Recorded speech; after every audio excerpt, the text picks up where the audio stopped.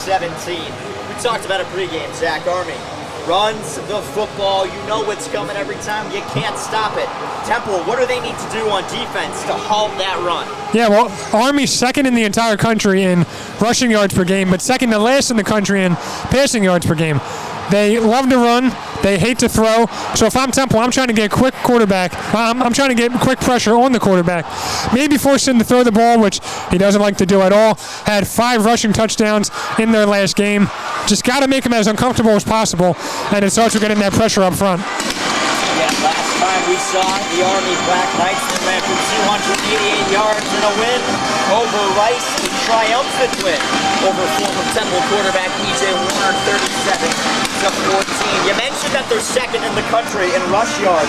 They've ran for 356 yards a game, 1,068 yards total, which is good for 4th in the country, 14th in attempts and 170, and 20th in total rushing touchdowns in 11. A new face at quarterback, Evan Simon, transferred in from Rutgers, taking over after Forrest Rock, whose final game as the starter this season was against Navy. So since Forrest has taken the bench, since Evan Simon's taken over, what have you seen from this Temple offense that's encouraged you to keep him in? Since Evan Simon started to be this quarterback, they finally started to look like an actual college offense, which that might be tough to say, but they were nonstop just getting killed while Forrest Rock was in there. We saw against Navy, his completion percentage was really high, but they were little dump-offs. He was averaging like 3 to 4 yards per pass attempt. So high completion percentage, very low yard total. Evan Simon is letting it fly. We saw Dante Wright last week had a 91-yard touchdown. A lot of it was yards after the catch. I get it. But he did let it fly maybe like 25, 30 yards downfield so Dante Wright could grab it. There were 6 total touchdowns by different people in that game against Utah State. Evan Simon was one of them with his first career rushing touchdown. I mean, this is looking like a defense, like an offense that is so much more dynamic since Evan Simon's been in there. And I think it has a lot to do with him playing at Rutgers, going up against some of the best defenses in all of college football. This is nothing new for him. He's been there, he's done that, and the results have shown so far. Yeah, you talked about it on Inside the Nest on Tuesday with Al Sports Update. What are some other keys maybe on the Temple defensive side of the ball in terms of getting in the backfield on the run? We talked about maybe putting pressure on Ryan Daly, but what's it going to take for the offense to stop the run? Yeah, well, for me, the heart and soul of this defense is DJ Woodbury. He's getting tackles, it seems like, every single play. Play through him. I think if you want to get that pressure on the quarterback and on the runners for Army, it starts with DJ Woodbury getting that pressure. There will be no Allen Hay. It seems like he was in regular street clothes before the game, which is going to hurt Temple's defense, but just got to make Army as uncomfortable as possible. And it's tough. Temple has not had success stopping the run, and playing a team like Army is not the team you want to face when you're trying to break out of a slump when it comes to stopping the run. But you know, it's now or never. You're out there Thursday night on ESPN at home. You got to try to make something happen. Yeah, to one Black set to suit up for the first time all season for the Owls, as is Zay Baines on the offensive side of the ball. Just seconds away from kickoff here at Lincoln Financial Field. First time these two teams have met since 2017. Army, one of the most historic programs in college football, their first season of play all the way back in 1890. They've won 5 national championships, have had 3 Heisman winners, and it's their first time in a conference since 2004. Temple will receive the ball to start tonight's game. Set to kick it away for the Army Black Knights. It's Troy Granati.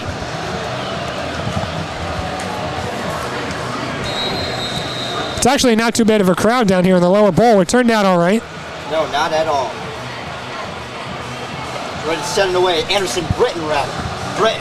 Ready to go, sends the opening kick away. Set to return it is Therese Worthy.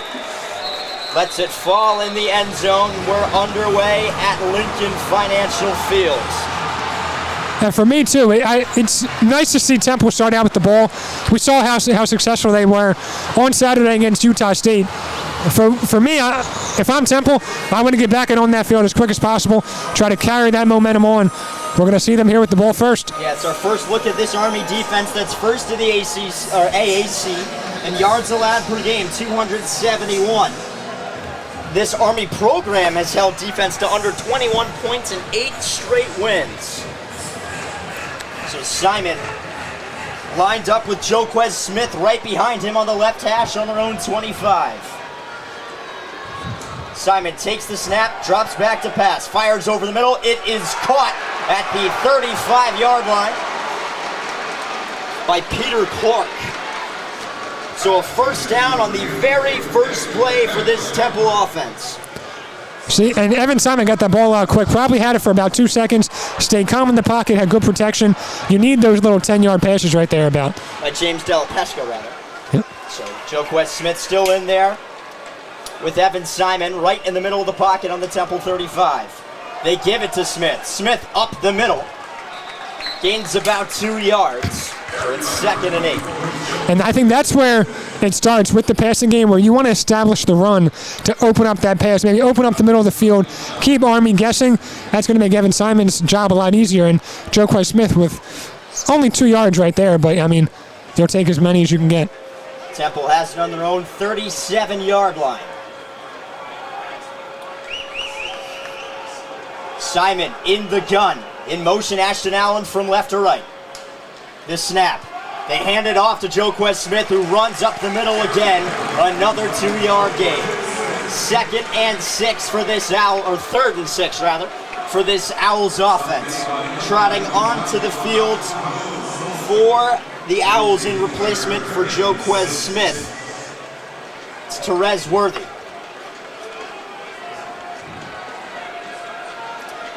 Clock is running here at Lincoln Financial Field. 13:20 to play in the first quarter.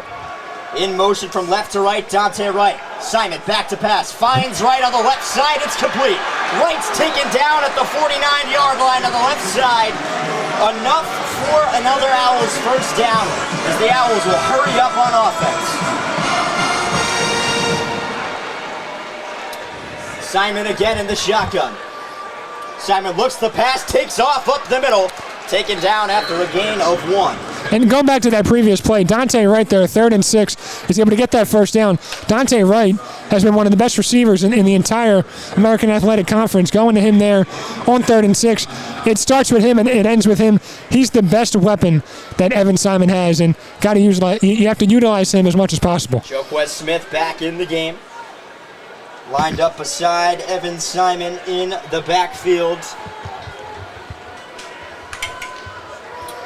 They motion out to Wright on the right side. The pass is complete. Just about a yard gain, so it is 3rd down and 8. First look on 3rd down rather this series, 2nd on the drive. I want to see maybe a quick pass here, maybe just go 5 yards, turn around real quick, maybe try to break a tackle. 3rd and 8 here, so you don't want Evan Simon to have too much time because it gives Army's defense a chance to get to him and sack him, but want to at least get Maddox Trujillo in range for a field goal.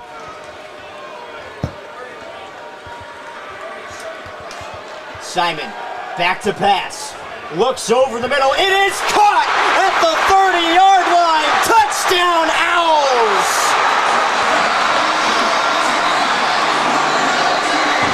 Antonio Jones gets the party started. There's a flag, a hold on the Temple offense, and we'll walk it back. I was going to say, you talk about carrying over the momentum. There's no better way to do it than right there, but goes back to Temple. Shooting themselves in the foot, that would have been huge right there, but now it's coming all the way back. Simon had a lot of room to run, a lot of time to pass. Yeah. Antonio Jones wide open over the middle. That's a killer.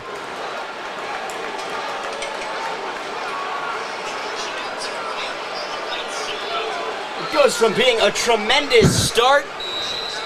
It's now all the way back to the 41. California. Yeah.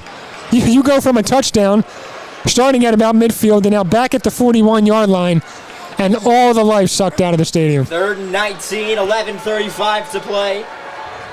In the first quarter, Owls lined up on the right hash. Simon takes the snap, looks to Jones again on a screen on the left side, went right through his hands, and the Owls punt team makes their way to the field. See, this Army Black Knights team is one that you can't give second chances to.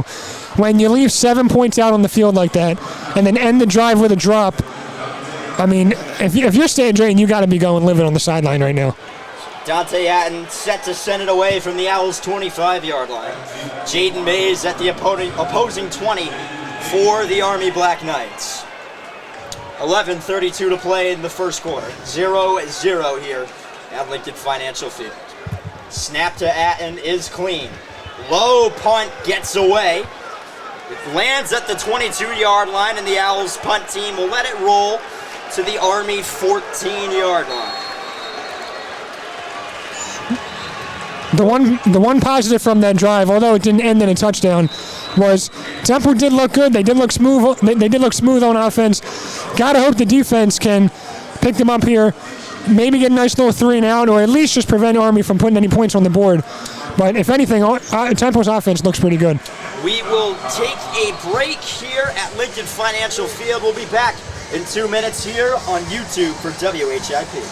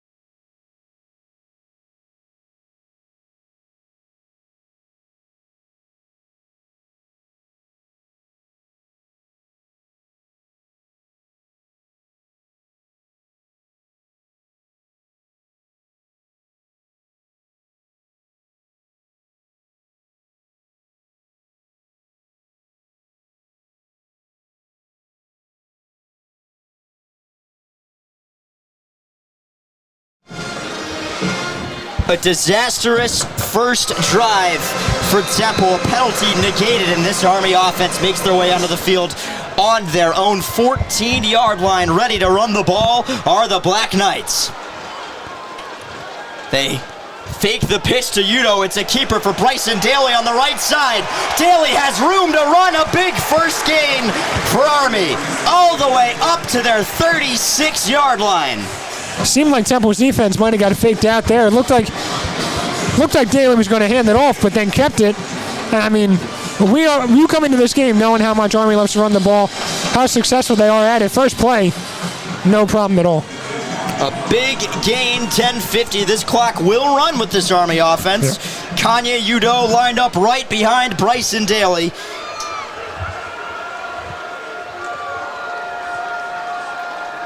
In motion, they hand it off to Udo.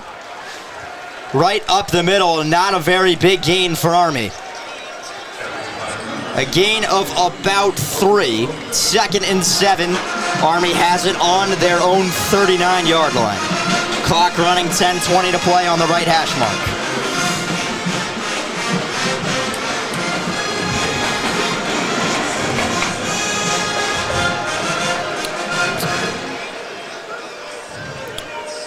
So Udo lined up directly behind Daly again.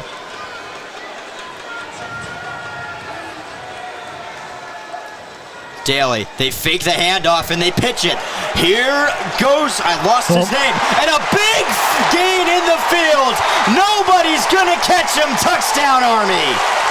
Noah Short. Some trickery from the Black Knights. Army on top, 6-0. And that right there is exactly why you can't give away points if you're the Temple Owls. Could easily be tied 7-7 right now. Instead, it's going to be 7-0. I mean, Army, it's incredible how good they are running the football. You know it's coming. You can't stop it. Little pitch and a big-time run. My apologies for that call. I completely lost Noah Short's name. 6-0 Army. Troy Granati makes his way to the field. Kick is up, and it's good. 7-0.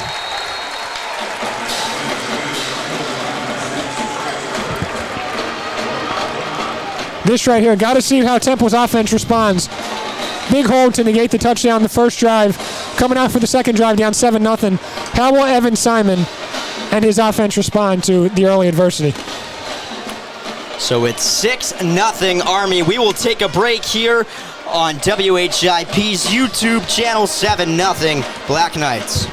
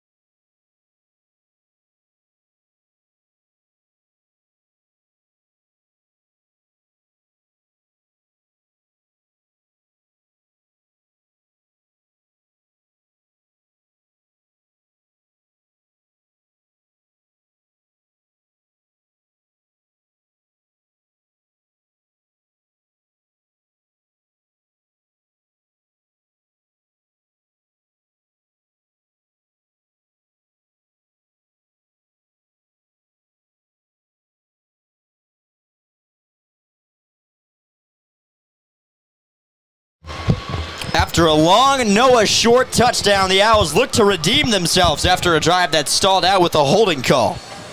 Set to kick it away for Army, it's Anderson Britton. Back to receive the kick, it's Therese Worthy. Joquez Smith back there with him. 9:48 to play in the first quarter.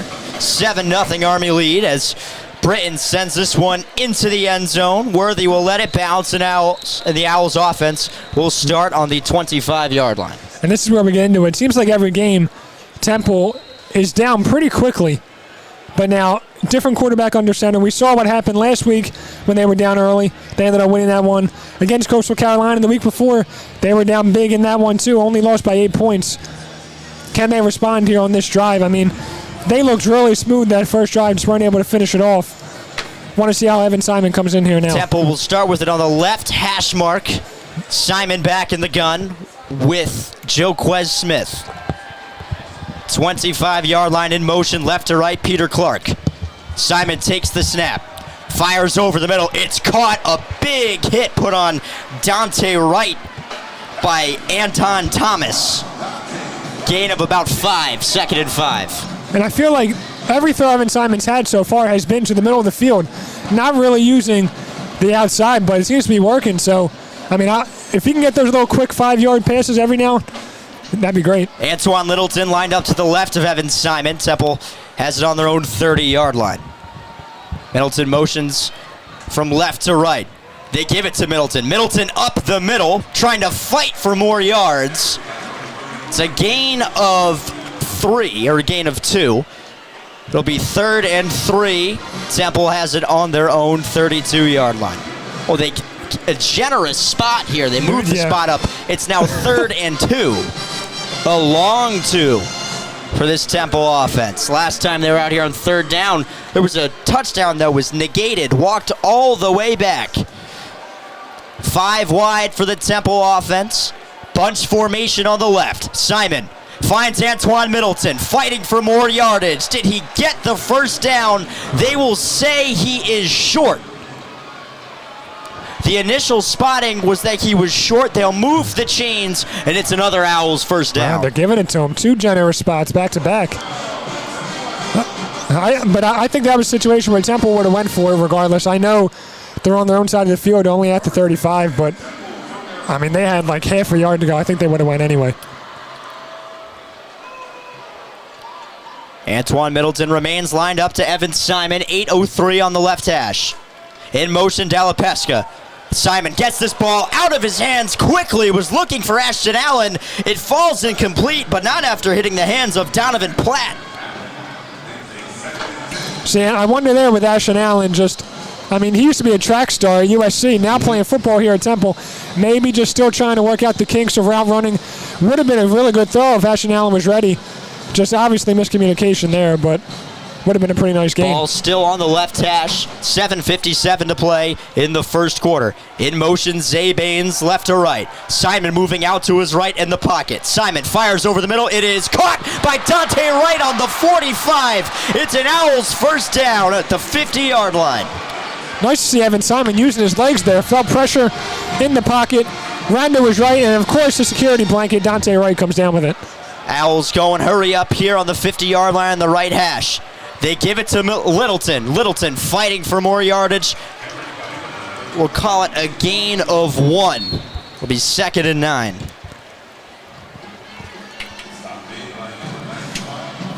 Not having much success with the run, but I mean, you bring Antoine Littleton in 4 games like this, so you got to keep feeding him.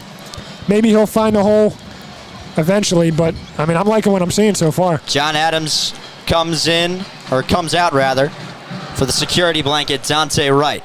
Antoine Littleton still in the game, lined up to the right of Evan Simon. Temple controls it in the middle of the pocket on the 49-yard line in Army territory. They fake the handoff to Littleton. Simon, pressure bearing down, they got him! Eric Ford, a linebacker blitz, moves Temple back. It's 3rd and 15. It looked like maybe he was trying to hit Dante Wright on a post to the right side, but just didn't have him. And you blink and Army's there. That's what we're talking about with those sacks. It's nice to have time in the pocket, but too much time, and Evan Simon's going to be on the ground a lot. So 6:20 to play in the first quarter. Army on top, 7-0. 3 seconds on the play clock. Simon's got to get this off. He does. Gets the snap in time. Simon drops back, looks out to the right for Washington. Gets back to the initial line of scrimmage, but it's not enough for a first down. 4th and 9. And Do the they punt kick it, team though? makes their way No. with Maddox I Trujillo. was gonna That is say. a real question. If it was closer to halftime, Yeah. if there was under 10 seconds on the game clock at the second quarter, I would consider going for it if I were Temple. If I were Stan Drayton. 2 men back to receive the punt. It's Justin Weaver and Jaden Mays. Dante Atten ready to send it away. Last punt, pinned Army back on their 14. Atten sends another high punt. Mays motions for a fair catch at the Army 11, and that's where the Black Knights offense will start. Another commercial break, another TV timeout here for the national broadcast here for ESPN Thursday Night Standalone. Pat Dallahan, Zach Silverstein here on WHIP.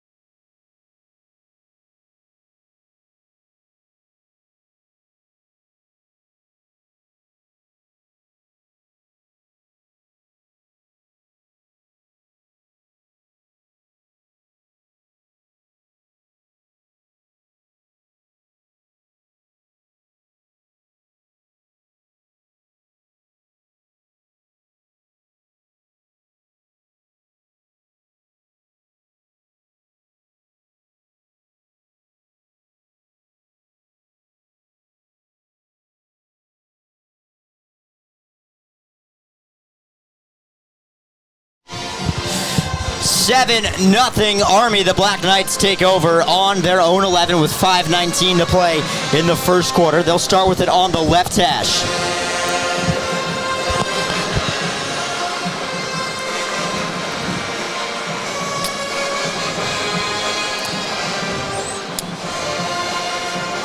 5 guys on this Army offense can all run the ball. They have 1 wide receiver on the field right now. Casey Reynolds lined up to the right of Bryson Daly. Lined up on the left, it's Hayden Reed. Reed in motion left to right.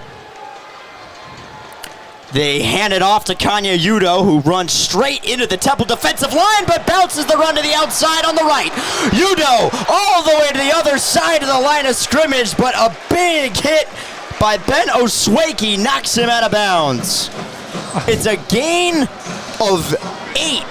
It's a chaotic play. It's incredible to me how you can be so one-sided on offense and still find success. Even when it seems like you're dead in the water, you find a way to get out of it and gain 8 yards. So that same Army offense will stay out there, lined up to the left of Bryson Daly. It's Noah Short lined up to the right. It's Hayden Reed directly behind Daly.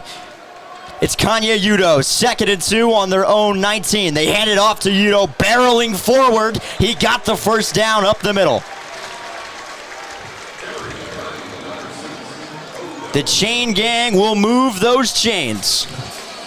Army has it on their own 24. And it's funny, too. 2 plays ago, you mentioned there's 1 wide receiver out there on the field for Army.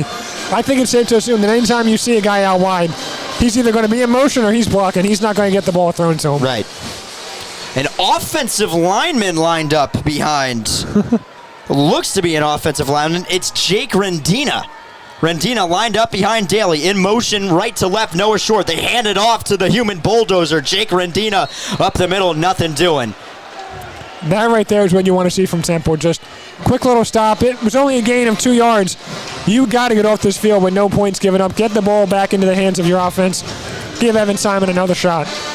Miles Stewart trots onto the field for Army in replacement of Hayden Reed. 3:40 to play in the first quarter of action. Army has it in the middle of the field on their own 26-yard line. It is 2nd and 8. Rendina once again lined up behind Bryson Daly. In motion right to left, it's Miles Stewart. They hand it off to Rendina up the middle. A big run.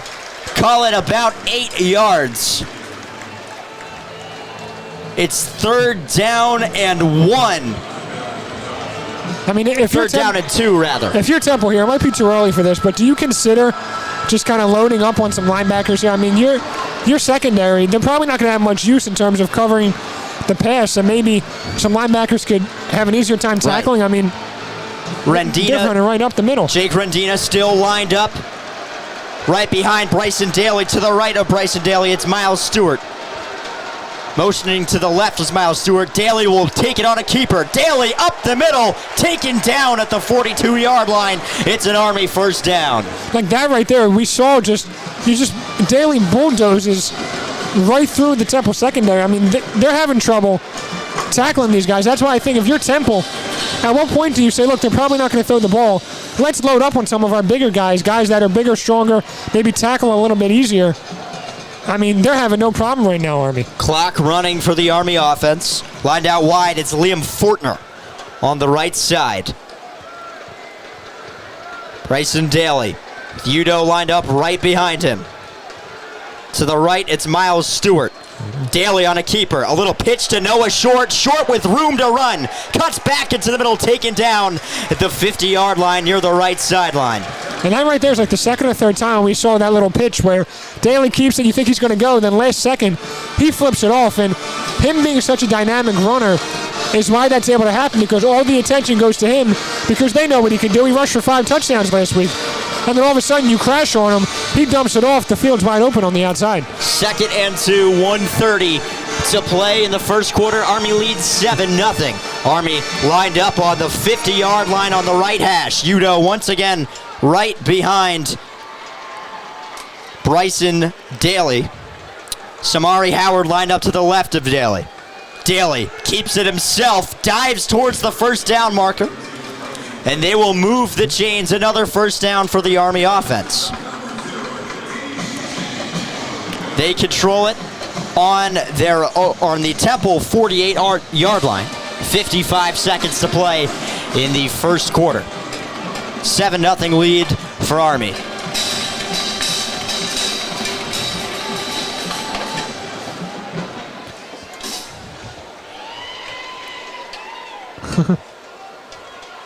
So Kanye Udo lined up right behind Daly again. Miles Stewart lined up to the left in motion. They hand it off to Udo, trying to barrel his way up the middle. The Temple defense able to knock him back. Going to be a lot of gang tackling from Temple today, Zach. There's absolutely no way you tackle these guys one-on-one. At 2-on-1 even, you're going to have trouble. It's got to be 3-4 guys all crashing on the football. And I'm looking at the screen right now. Army already, we're still in the first quarter, 129 rushing yards, 0 passing yards. As the clock will wind down, that ends the first quarter of action here at Lincoln Financial Field. A quick first quarter, not out of the ordinary for Army. 7-0 Black Knights lead. We'll take a break here on WHIP.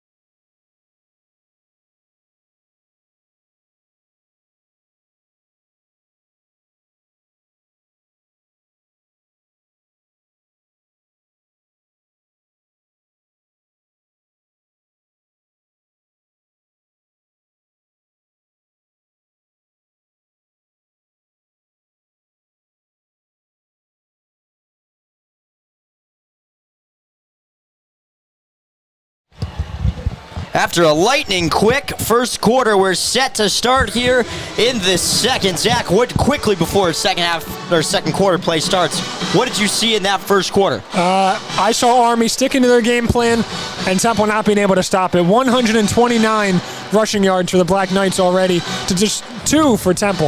Yep. I mean, and I would assume they're going to come out in the second quarter and go right back to it. Army starts on the Temple 46-yard line. 4 men in the Army backfield, 2 lined up to Bryson Daly, one on his left, one on his right. The man behind him, it's Kanye Udo. 2nd and 7. Daly keeps it himself, barrels up the middle.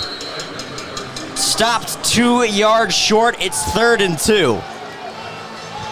3rd down for this Army offense. Liam Fortner comes trotting onto the field for the wide receiver Casey Reynolds. So I think this right here, 3rd and 2, 3rd and 4 they have on the screen. I think you're selling out for that run. You're doing everything you possibly can to stop them here on 3rd down. Just sell out for it. The biggest running back on this Army team, Jake Rendina, lined directly up behind Bryson Daly. Seems like they're going to punch this one up the middle. Rendina in a 4-point stance right behind Bryson Daly. 3 seconds on the play clock. Daly keeps it himself, looks to run to the outside, gets taken down. Initial contact was made before the 1st down marker. Let's see where the spot is. I don't think he got it. We're waiting for the spot. They'll say it's 4th down. The clock will continue to run. 4th down and a short one for the Army offense, who will stay on the field on the right side. It's on the Temple 39-yard line. Jake Rendina remains on the field. Lined up directly behind Bryson Daly.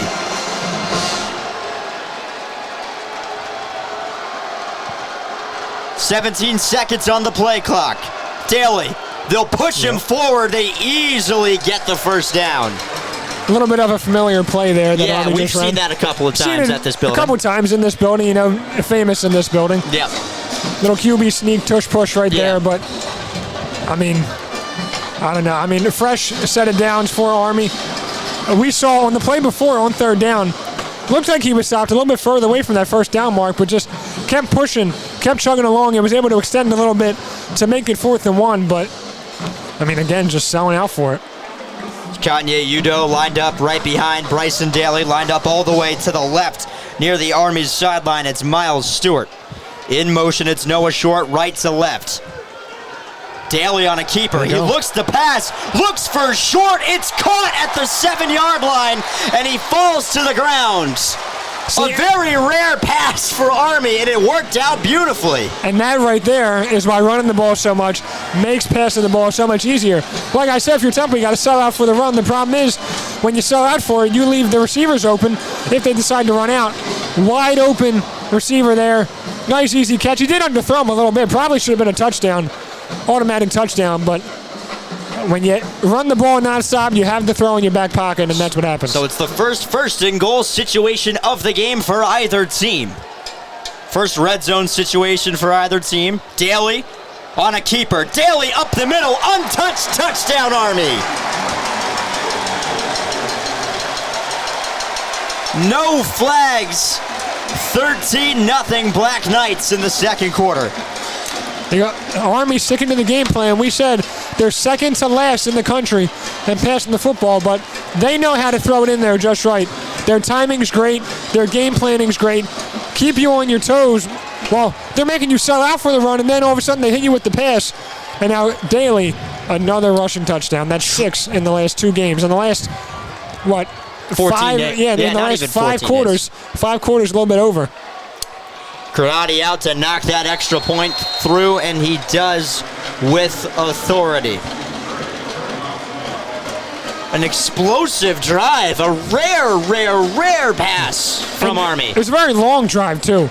Army got that ball with a nice amount of time left in the 1st quarter, and then when they scored, there's 11:50 left in the 2nd quarter. Their clock management is incredible. They let the clock run down as much as possible. I heard you say a couple times, there's 3 seconds on the play clock, 2 seconds. They hold it down as much as they possibly can to win that possession battle, and 11:50 already. Yeah, to go in the 2nd quarter. The Army cadets and their cheerleaders going out onto the field to do some push-ups. Yep. We saw that in Navy, too. Yeah, the Army offense only throws the ball 6 times a game for an average of 8 yards per attempt. And they're on pass for what? I think a little over 2, maybe 3 right now. Yep. And 27-yard pass. So when they do decide to throw it, it's not little dump offs that get you 5-6 yards. It's big plays that set you up in great field position and allow you to score easy touchdowns like we just saw from Daly. Yeah, Jeff Monken, a great coach working with what he has. You obviously won't be able to recruit, 5- and 4-star athletes to Army. You won't have that luxury. Nope.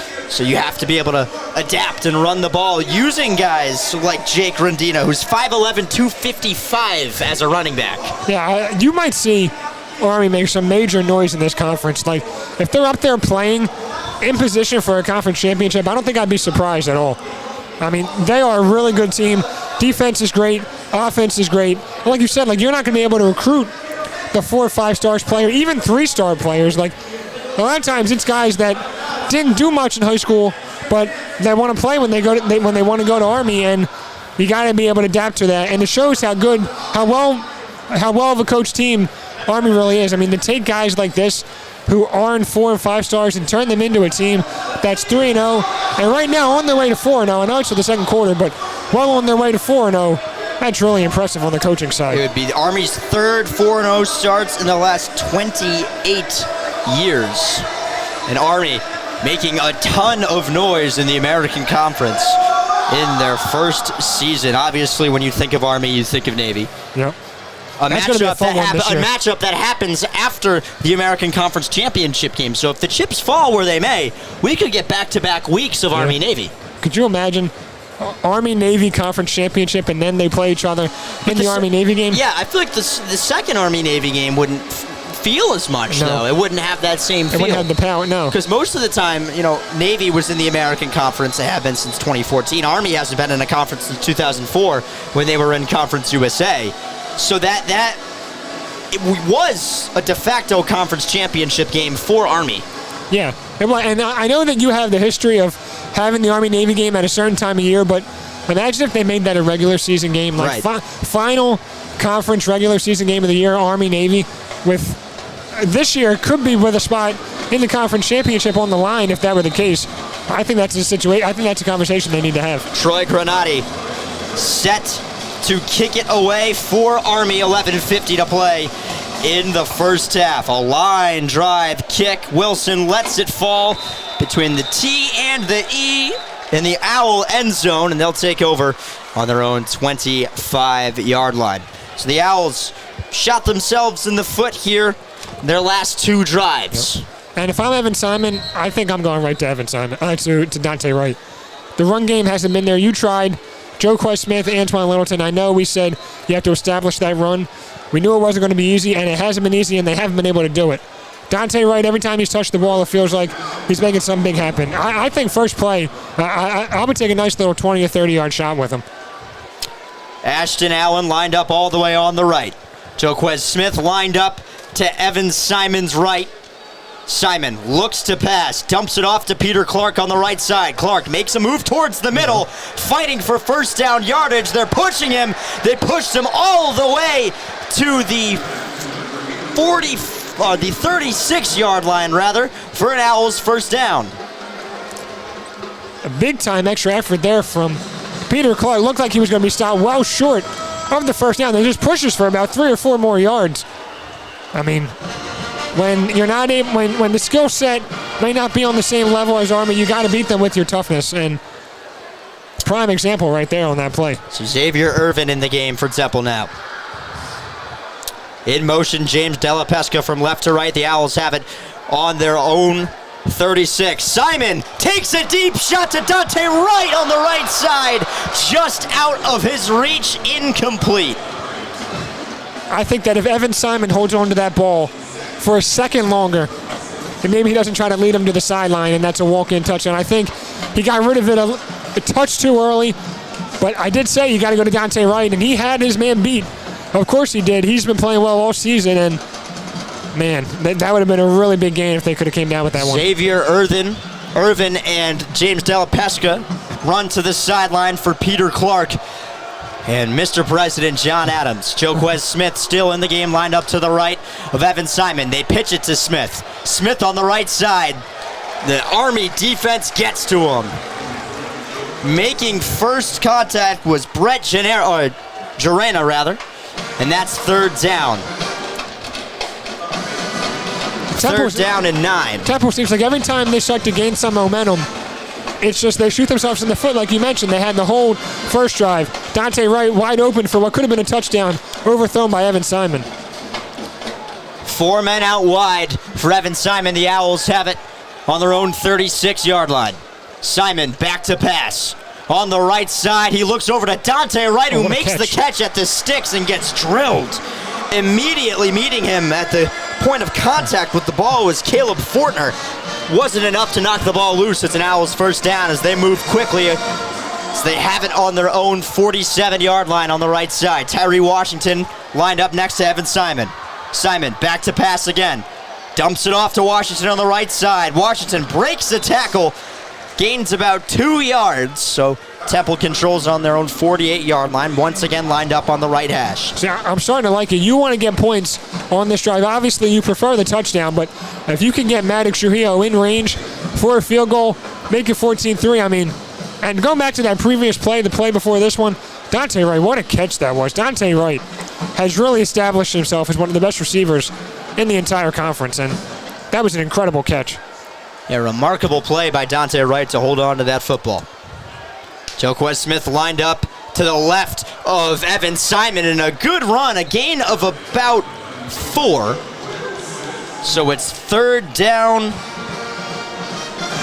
and 4. Third and 4 is the spot on the left side of the pocket, just next to the left hash. And it looks like they're coming in, Temple is, with 2 tight ends. Wonder if they're going to try that bully ball again.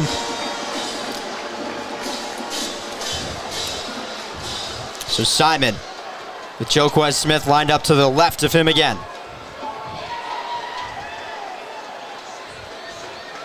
Looking like a blitz from Army. 8:40 to play in the first half. Corner blitz. Simon gets rid of it. Looks over for Zay Baines. Incomplete. So it's 4th and 4. The Owls offense will make their way off the field. There was a little hesitation in that decision with 8:35 to play in the first half. I don't know how I feel about on 3rd and 4 going to Zay Baines. First game of the season. Yes, he's been practicing with the team every day, but first game of the season, 3rd and 4. And I know you're taking a deep shot with Zay Baines. I'm not really sure if I agree with that play call there. So Atten ready to send it away to Jaden Mays. Atten. A high punt, Mays. Motioning for a fair catch. He lost the ball. He lost the ball. The Owls recover on the Army 11-yard line.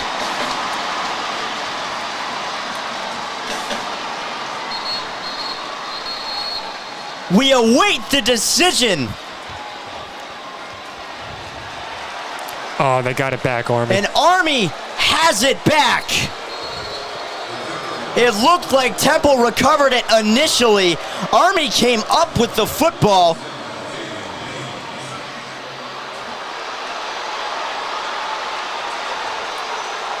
The Temple fans and the Temple sideline are irate. Multiple players on the field. Lots of cherry and white off of the sideline.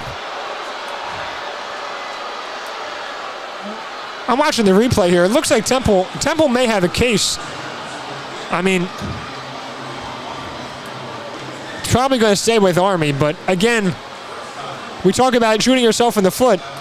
A muff right in front of you, and according to the refs, Temple doesn't come up with it. I mean, that would have been prime. They would have been at the 19-yard line or at the 14-yard line.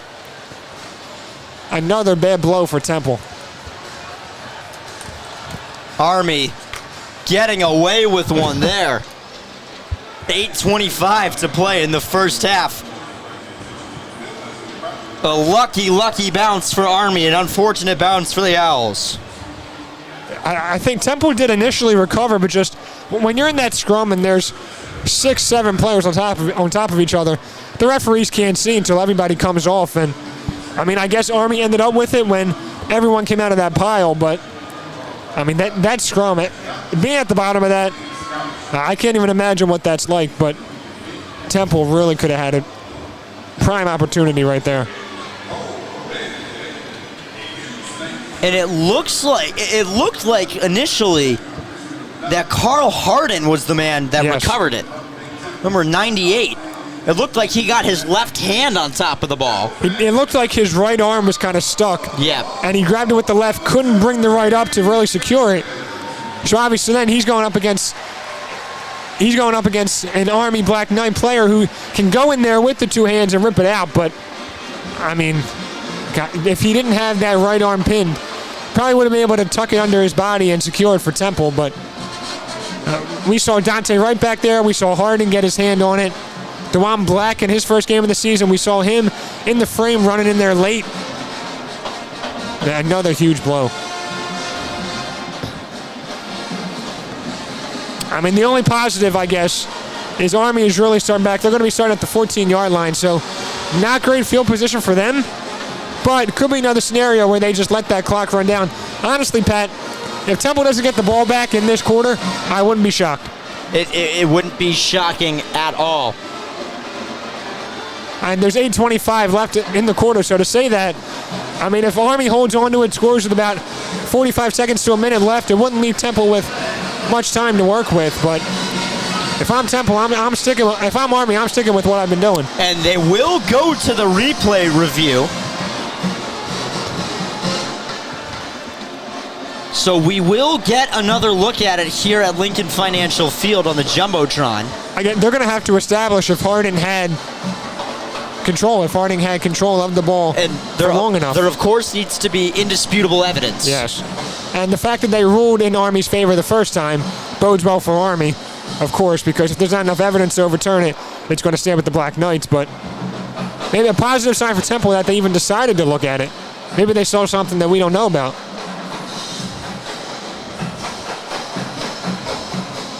A wild play for those just joining us. Dante Atten sent a punt down to Jaden Mays, the return man for the Black Knights, who muffed the punt on the 11-yard line. The ball squirted out to the Army 14. Falling on it first was Carl Harden, who fell on it first, got his left hand on it, and Army came up with the football.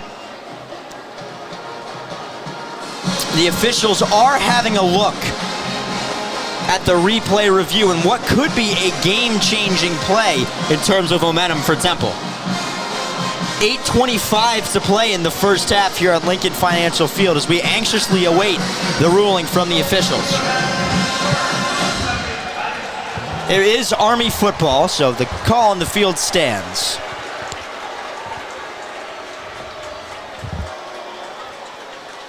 A lucky bounce for Army. And bounces like that can win you football games, Jack. And I mean, when you talk about things going Army's way tonight, they give up a touchdown first drive, called back for holding, muff the punt. Carl Harden has it, right arm gets pinned, can't secure it, so they get it back. I mean, talk about lucky breaks. I mean, Army's had about 2 or 3 of them. So the Army offense back out on the field. Lined up to the right of Bryson Daly. It's Miles Stewart to the left. It's Samari Howard. Bryson Daly barking out orders to that Black Knight offense. Howard in motion. They pitch it to Howard on the right side. Howard bounces it back to the middle. Gets knocked out of bounds. It's a gain of 5. A gain of 6, rather. All the way up to the Army 20-yard line. 8:10 to play. Army has it on their right hash on their own 20-yard line. And especially, Army gets the ball back at half. So if Temple doesn't get the ball back in this half, Yeah. it could be a 14-point swing for the Black Knights. And I think Army's approaching this drive, obviously, knowing they get the ball back second half. You want to chew up the clock because it'll be like 2 back-to-back possessions without Temple even having the ball. So Kanye Udo lined up right behind Bryson Daly. They hand it off to Udo up the middle, who has room to run. It's a first down for Army. Udo taken down at the 26-yard line.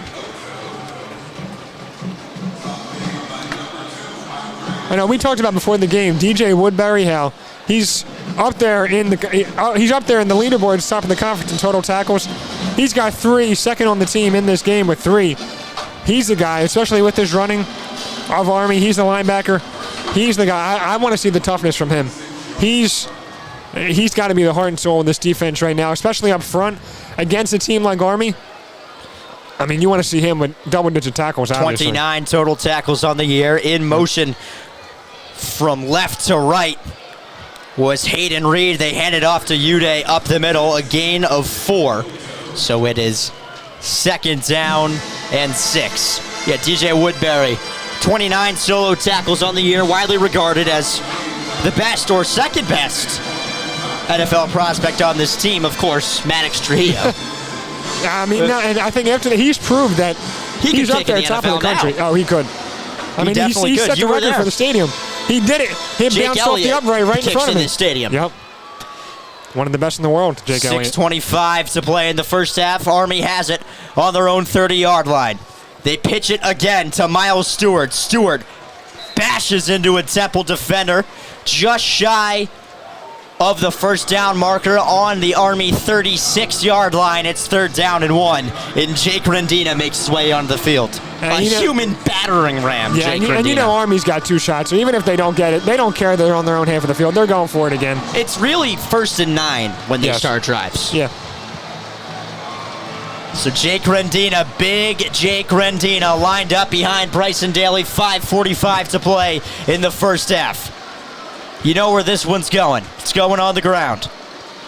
In motion, Noah Short from right to left. They hand it off to Rendina up the middle. Barrels forward, and he got the first down.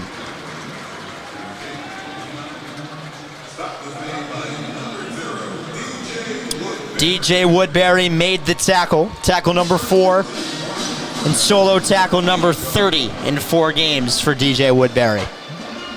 And there are 5 guys already for Army who have ran the football.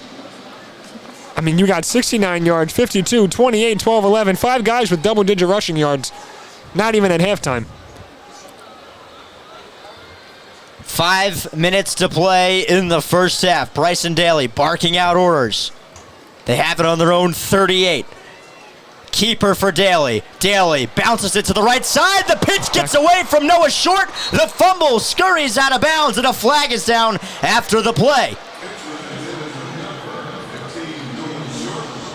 So a fumble bounced out of bounds at the Army 33-yard line, and it's on Army.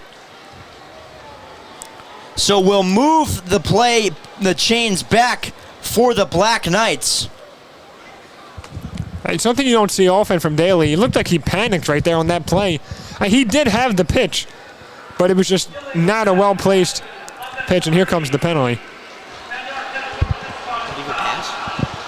An illegal pass is called on the Black Knights.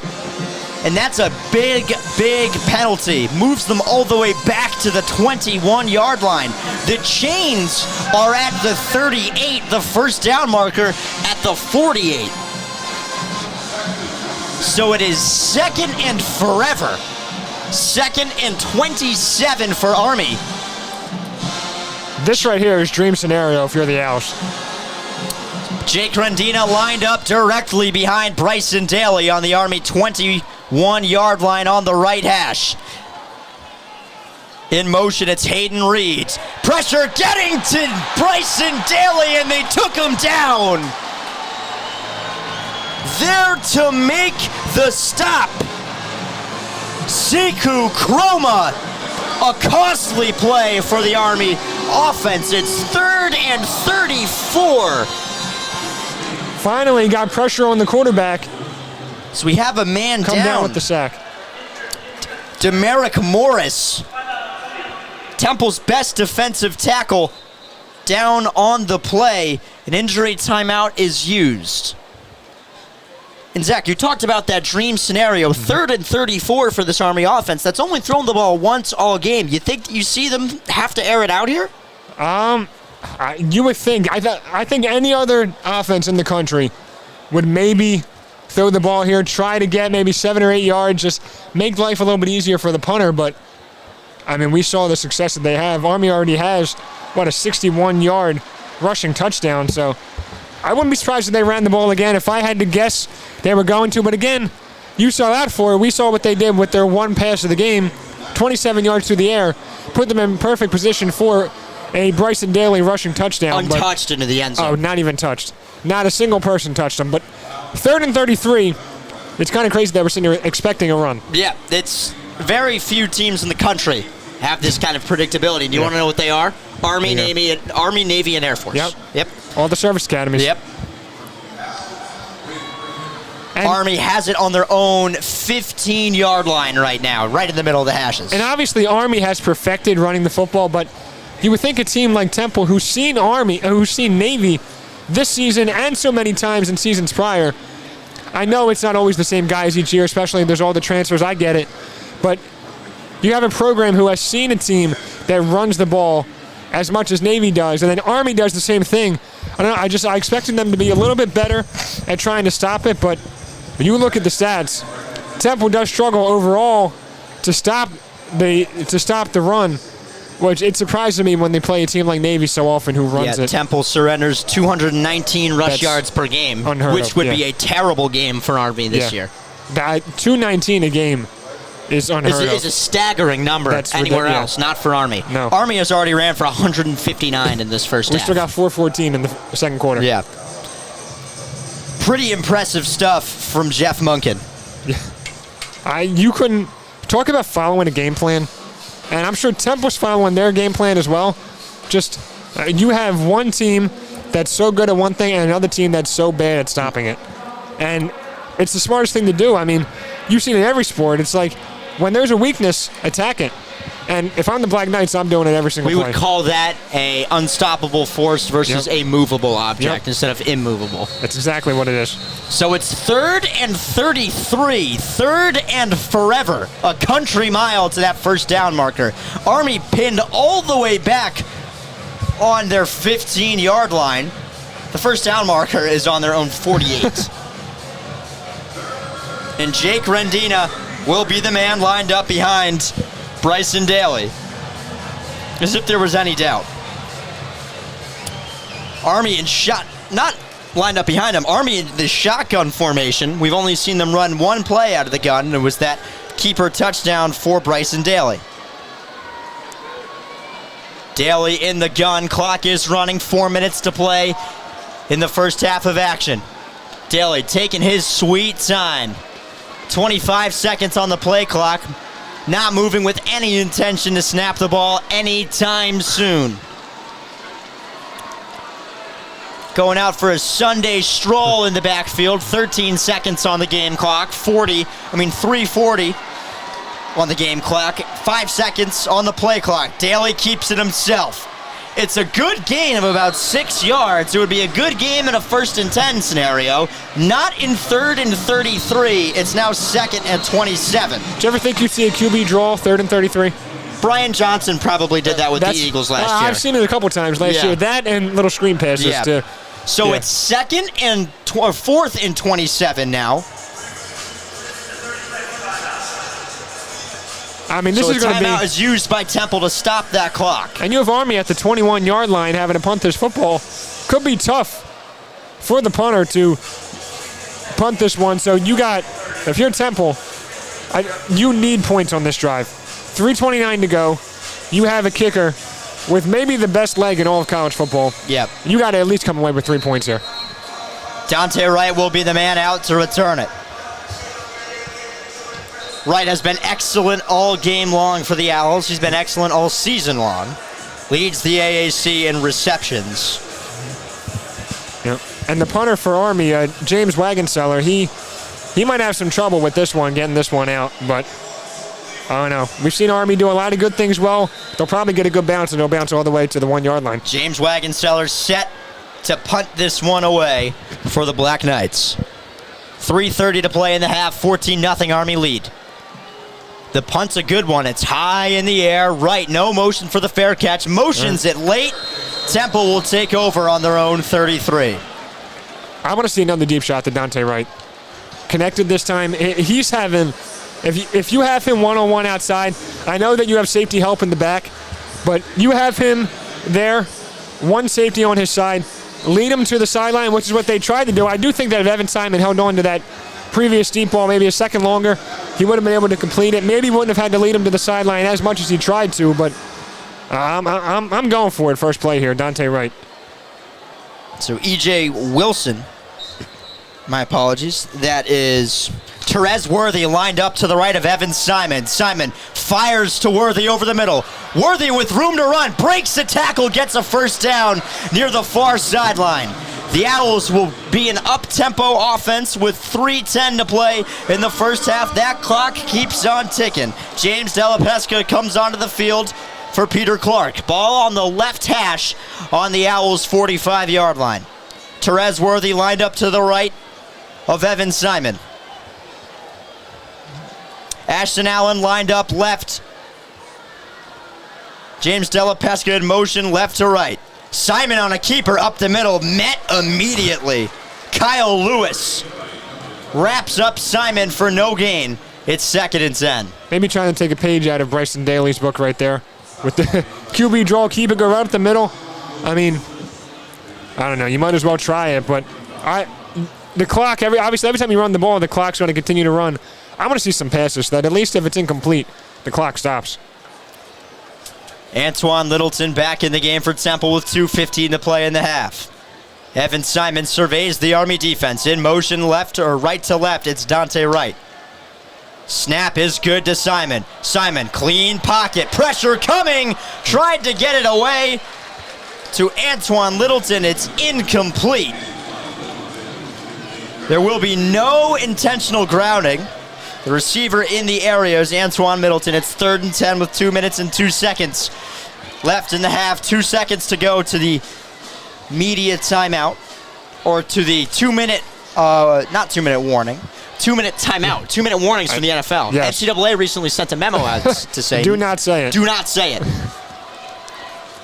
Tyree Washington lined up to the right of Evan Simon. Ball on the right hash. Simon gets the snap, has time, looks over the middle, finds Dante Wright sitting down, and it's incomplete. What would have been a tremendous pitch and catch there. I thought he came down with it at first, but you don't see any argument for Dante Wright. We're going to look at the replay right here. And there is the 2-minute timeout. It was incomplete. We will take a break here on YouTube. Army leads Temple 14-0, 1:57 to play in the half.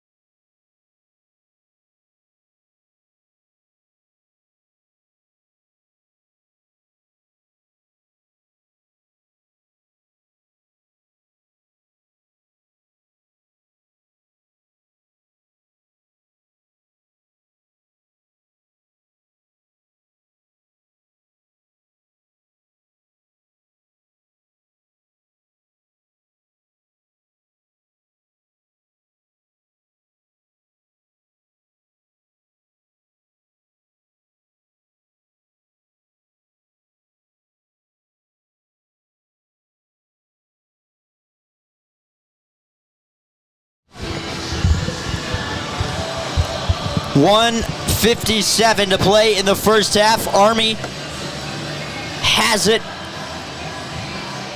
Not Army has it, rather. Army set to receive. Dante Atten set to punt it away. No one back to return for I Army. don't see a returner. No one back to return it for Army. They're banking on a punt to go in the end zone.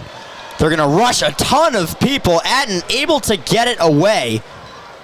The punt checks up, and it will be downed at the Army 17-yard line with 1:43 to play in the first half. So Army presumably will end this half with possession. They also start the second half with the ball. Yeah, and I think they played the previous drive.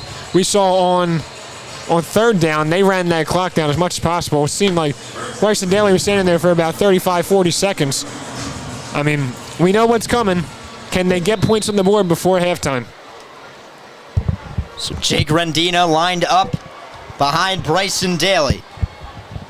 All the way on the right hash. Daly waits behind his blockers and he's drilled. DJ Woodbury makes a great tackle. It's 2nd and 9, a gain of 1 for Bryson Daly. 1:30 to play in the first half. And there's the guy we were talking about, single-digit DJ Woodbury coming up with the big tackle there. And Temple uses a timeout. 1:30 to play in the first half. And Army's going to do their best to run the clock out. Temple's down to 1 timeout here in the first half. Army hasn't used a single timeout. They haven't needed to. No. See, and their game plan is to have the clock stop as, like, the least amount of times as possible. We saw that, obviously. That's why they love to run the ball so much. But I do think, look, we have a whole other half to go. But I think especially if Army scores here, I think the writing's on the wall for Temple. There's no way you come back from this against a team who doesn't stop the clock. A stop is needed for Temple. 2nd and 9. Army has it on their own 18. Crowd getting as loud as they can here at Lincoln Financial Field. Jake Rendina lined up behind Bryson Daly. Daly back to pass, looks over the middle. It is incomplete. Casey Reynolds the intended target, and the clock will stop again. 1:24 to play, and just like that, you don't need to burn that second or that final timeout right away. I'm not really sure what the mindset was there for Army. Why throw the ball and risk the incompletion and the clock stopping, which is what ultimately happened. I mean, a big-time play by Andres Keaton, the leader of the secondary, single-digit number 2 in his first season at Temple. I mean, yeah, that's a questionable call there for Army. Transferred from Western Carolina. Yeah. So, lined up to the left of Bryson Daly, it's Jake Rendina. Hearing a lot of his name so far in this first half. In motion, right to left, it was Hayden Reed. The play is stopped, and Army uses a timeout. Jeff Monken laying into Bryson Daly there. Do you think maybe he audibled on that pass? Maybe Monken wanted to run, and Daly said, no, I see something here. I want to go for the pass. Didn't work out. And now they take it. And we can see him on the screen yelling at him. And we see him on the screen going at his quarterback. It is highly possible that that's the case. He audibled away from Jeff Monken's play call.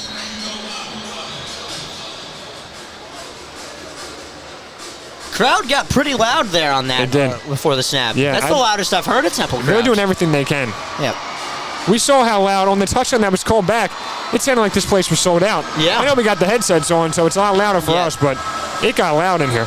So it's 3rd and 9 for this Army offense. 1:24 to play in the first half. Rendina lined up to the left of Daly. In motion. Hayden Reed right to left. They hand it off to Rendina up the middle. I wouldn't be shocked if Temple uses that final timeout. If they do, the clock stops with 1:18 to play in the first half. 4th and 6 is the down and distance. Army has it on their own 21. So Dante Wright set to return for Temple. I think right here, this drive, this is field goal or bust. If you're Temple, Gotta put 1:18 to points on the go. board. Have to. 1:18 to go. You don't have any timeouts left, so you got to use the sideline as your friend. And we can see James Urban, WHIP member, on the screen. Did you see him, Pat? So I'm calling the game with James next week Are at you? UConn. I saw him. I saw him You up saw there. him on there?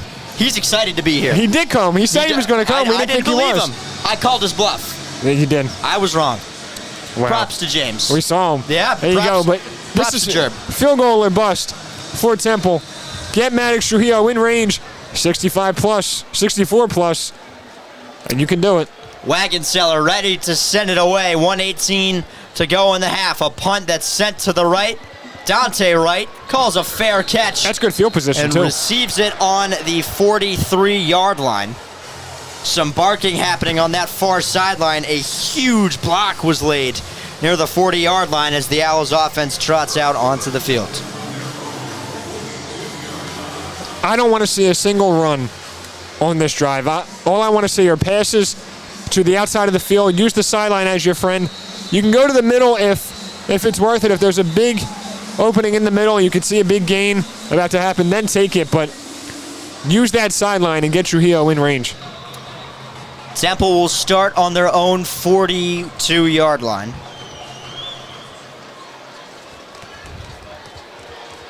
Here we go, 1:12.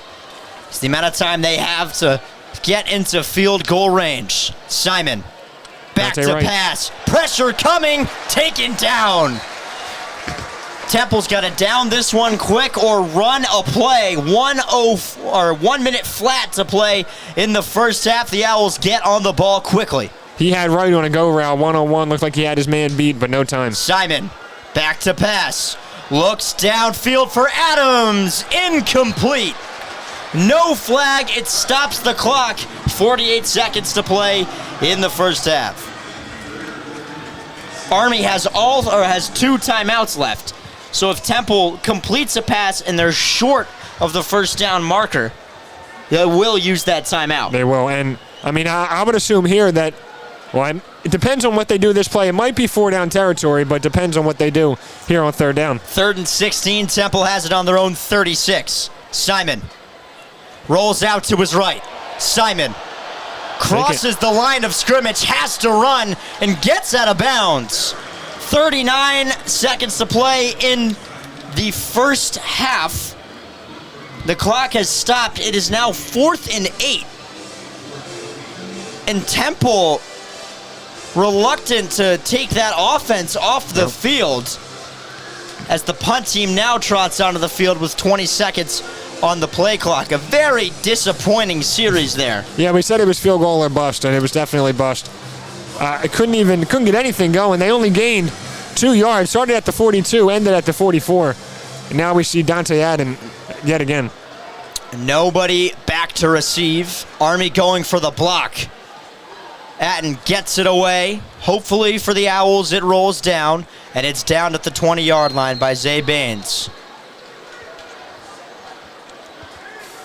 I was maybe looking at a fake punt there. With no returner back, I know that means that there's one more guy up on the line, but could you imagine? I mean, I know you're in. It would have been a great field position for Army if you faked the punt and didn't get it, but I mean, what do you have to lose at this point? It looked like Danny Langsdorff was not pleased with Zay Baines bouncing it. They're downing it after that first bounce. I remember last week too against Utah State, where I forget who it was on Temple, but they touched it early. Where maybe if it would have bounced again, would have went further back and helped out Temple's defense. But I don't know. First game of the year for Zay Baines, but he's a vet on this team. You think he'd be more disciplined? So here comes that Army offense. They fake the handoff and they'll throw it. Daly downfield. It is caught. A perfectly placed ball to Casey Reynolds, who gets out of bounds. 24 seconds left in the first half. Let me tell you, for a guy in Bryson Daly who doesn't throw the ball often, he's really got a good arm. He can place the football wherever he wants. So it's on the Army 47. Daly back to pass again. The ball is loose. The ball comes out. It's a fumble. There's a scramble for the football. We'll await the possession signal. Army got greedy and passed again. Temple has the football. And you're already in range for a Maddox Trujillo field goal, so that's already perfect. But Temple's defense, what about that? Pat, we said Army doesn't throw the ball often. Well, maybe when they try, it's because they can't get anything going. We saw a great pass by Bryson Daly down the sideline on the right side. And then he steps back again, trying to do it twice in a row. And was that DeJuan Black, number 34? It was. First game of the year, you force a fumble, and Temple recovers. Well, heading into this season, DeJuan Black was regarded as the best player on Temple. He was. And had missed games due to non-injury reasons, according to Stan Drayton. We won't speculate. It's not our job to speculate. So Temple has time for one more play before they bring out automatics. It's a totally different game now. You put points on the board here? Under review.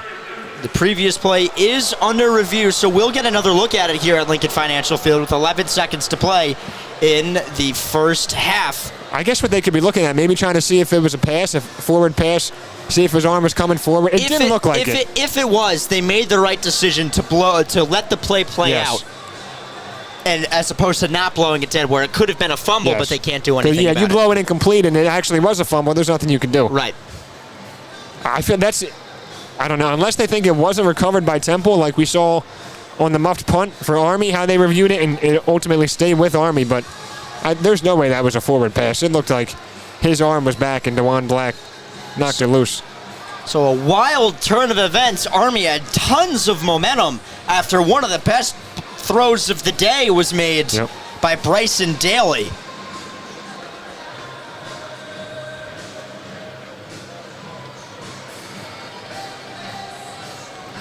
Bryson Daly just 2 for 3, but 54 yards, 217.9 is his rating right now. Yeah, and that's that fumble's good. Gonna hurt, but Is that good? That's not bad. Okay. It's not bad. Costly mistake there for Army. If this is a fumble and Temple has possession, all they really had to do was take a knee, and they didn't have to try and go down and score because they had the clock and they get the ball back at half. Maybe trying to do too much. I mean, back-to-back passes for Army is something you don't see often, and it backfired for them, but it's a pretty long review. I don't know what they're looking at. They're taking pretty long over there. Maybe they see something that could overturn it, but if you're Temple, I think if you end up with the ball, if it stays, you got 11 seconds. If I'm Temple, I'm throwing 2 passes. There's 2 plays I got. Obviously, you want to be careful not to turn the ball over, but 2 passes. See what you can do. Maybe you get lucky and you end up scoring, but you got Maddox Trujillo on the sideline ready regardless. 11 seconds to play in the half. Referee is still at the video booth. This may not be good for Temple if it's taking this long. We haven't gotten another look at it. Typically, when they're looking at it, you go back and put it on the Jumbotron. Is Army running back on the field? Army's offense is making their way back to the field. Bryson Daly is out there. He was clapping his hands, put his helmet back on. I don't see how this could be overturned. It's an incomplete pass. Army gets a lifeline from the football gods, of which they've already received many tonight. I mean, look, they're showing the replay right here. Let's take a look at it. So Daly's arm there's no way. Is not moving there's forward. There's no way, Pat. That's awful. That's a bad call. And, I mean, you had the replay center. You look at it in the booth. 14 seconds on the clock now. They added 3. So not only does Army keep the ball when they shouldn't, they get 3 extra seconds. So now Army controls look it on at their Stan Drayton. They control it on their 49-yard line. Stan Drayton is irate. There's no way that was an incomplete pass. 3rd and 9. 14 seconds to play in the first half. Army leads 14-0. Daly back to pass again. Looks up the right sideline again. What a play! A phenomenal play made by the Owls defensive back. That's Ben Osweke. A terrific play on the ball to knock that one incomplete. 3 passes Casey in a row? Reynolds. Yeah, Casey Reynolds had that all but caught. Yeah. And Ben Osweke got that right out of his hands. Got his hands into the catch zone. He did. Yeah, that was perfectly played by Temple. I mean, and then we have another timeout. I mean, man, we talked about it all the time tonight so far. How many momentum killers has there been for Temple? Things in their control that they did poorly, but then out of their control, like you force a fumble. I know. We watched the replay. There's no way that was an incomplete pass. I'm not here to make that call. Yeah. That's you, partner. That is me. Yeah. I don't. We watched. I don't know. Stan Drayton, I'm sure, will be asked about it after the game. But what a way to respond by Temple. When you go down the sideline, that was, again, I said Bryson Daly doesn't throw the ball often, but he can throw it. Yeah. I mean, he's made two. That ball perfect. to Casey Reynolds just That's now a was an excellent throw. It was just a better play by Ben Osweke. Yeah. 6 seconds. It's presumably the final play of the half. Army has one timeout remaining. I won't be surprised if Army just kind of eats it here and lets it go to halftime.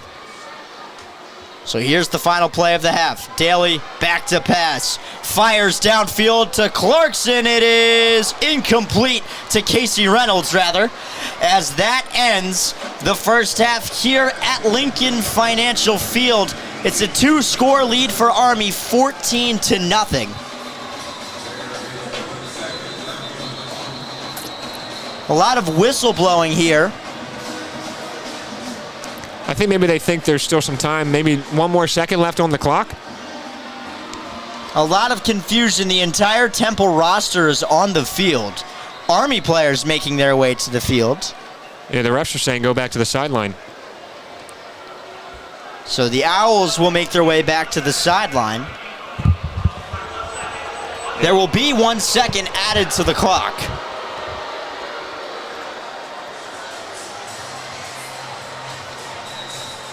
So Army will get a shot at the end zone. Yep. With 1 second left. And it looks like the Black Knights may just kneel it out.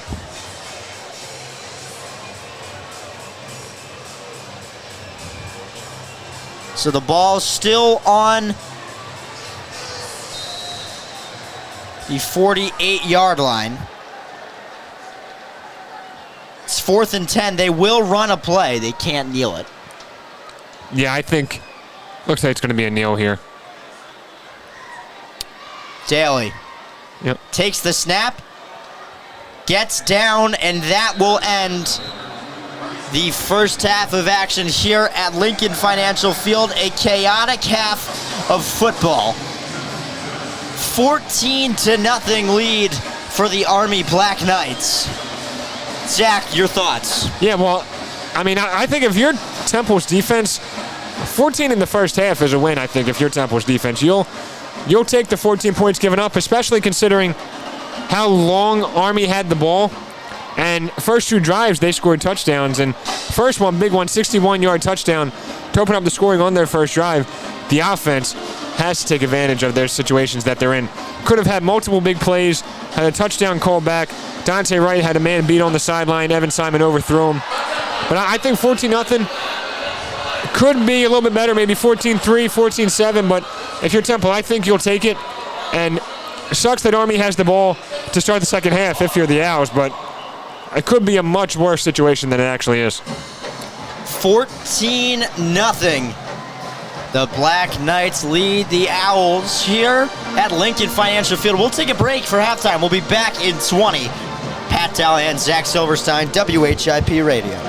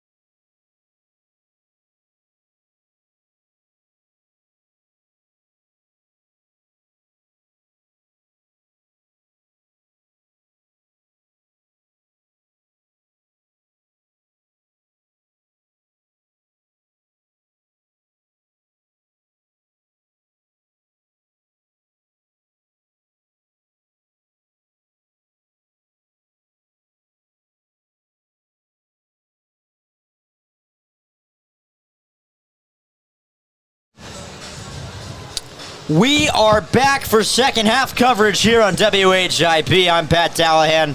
Zach Silverstein, 14-0 lead for Army.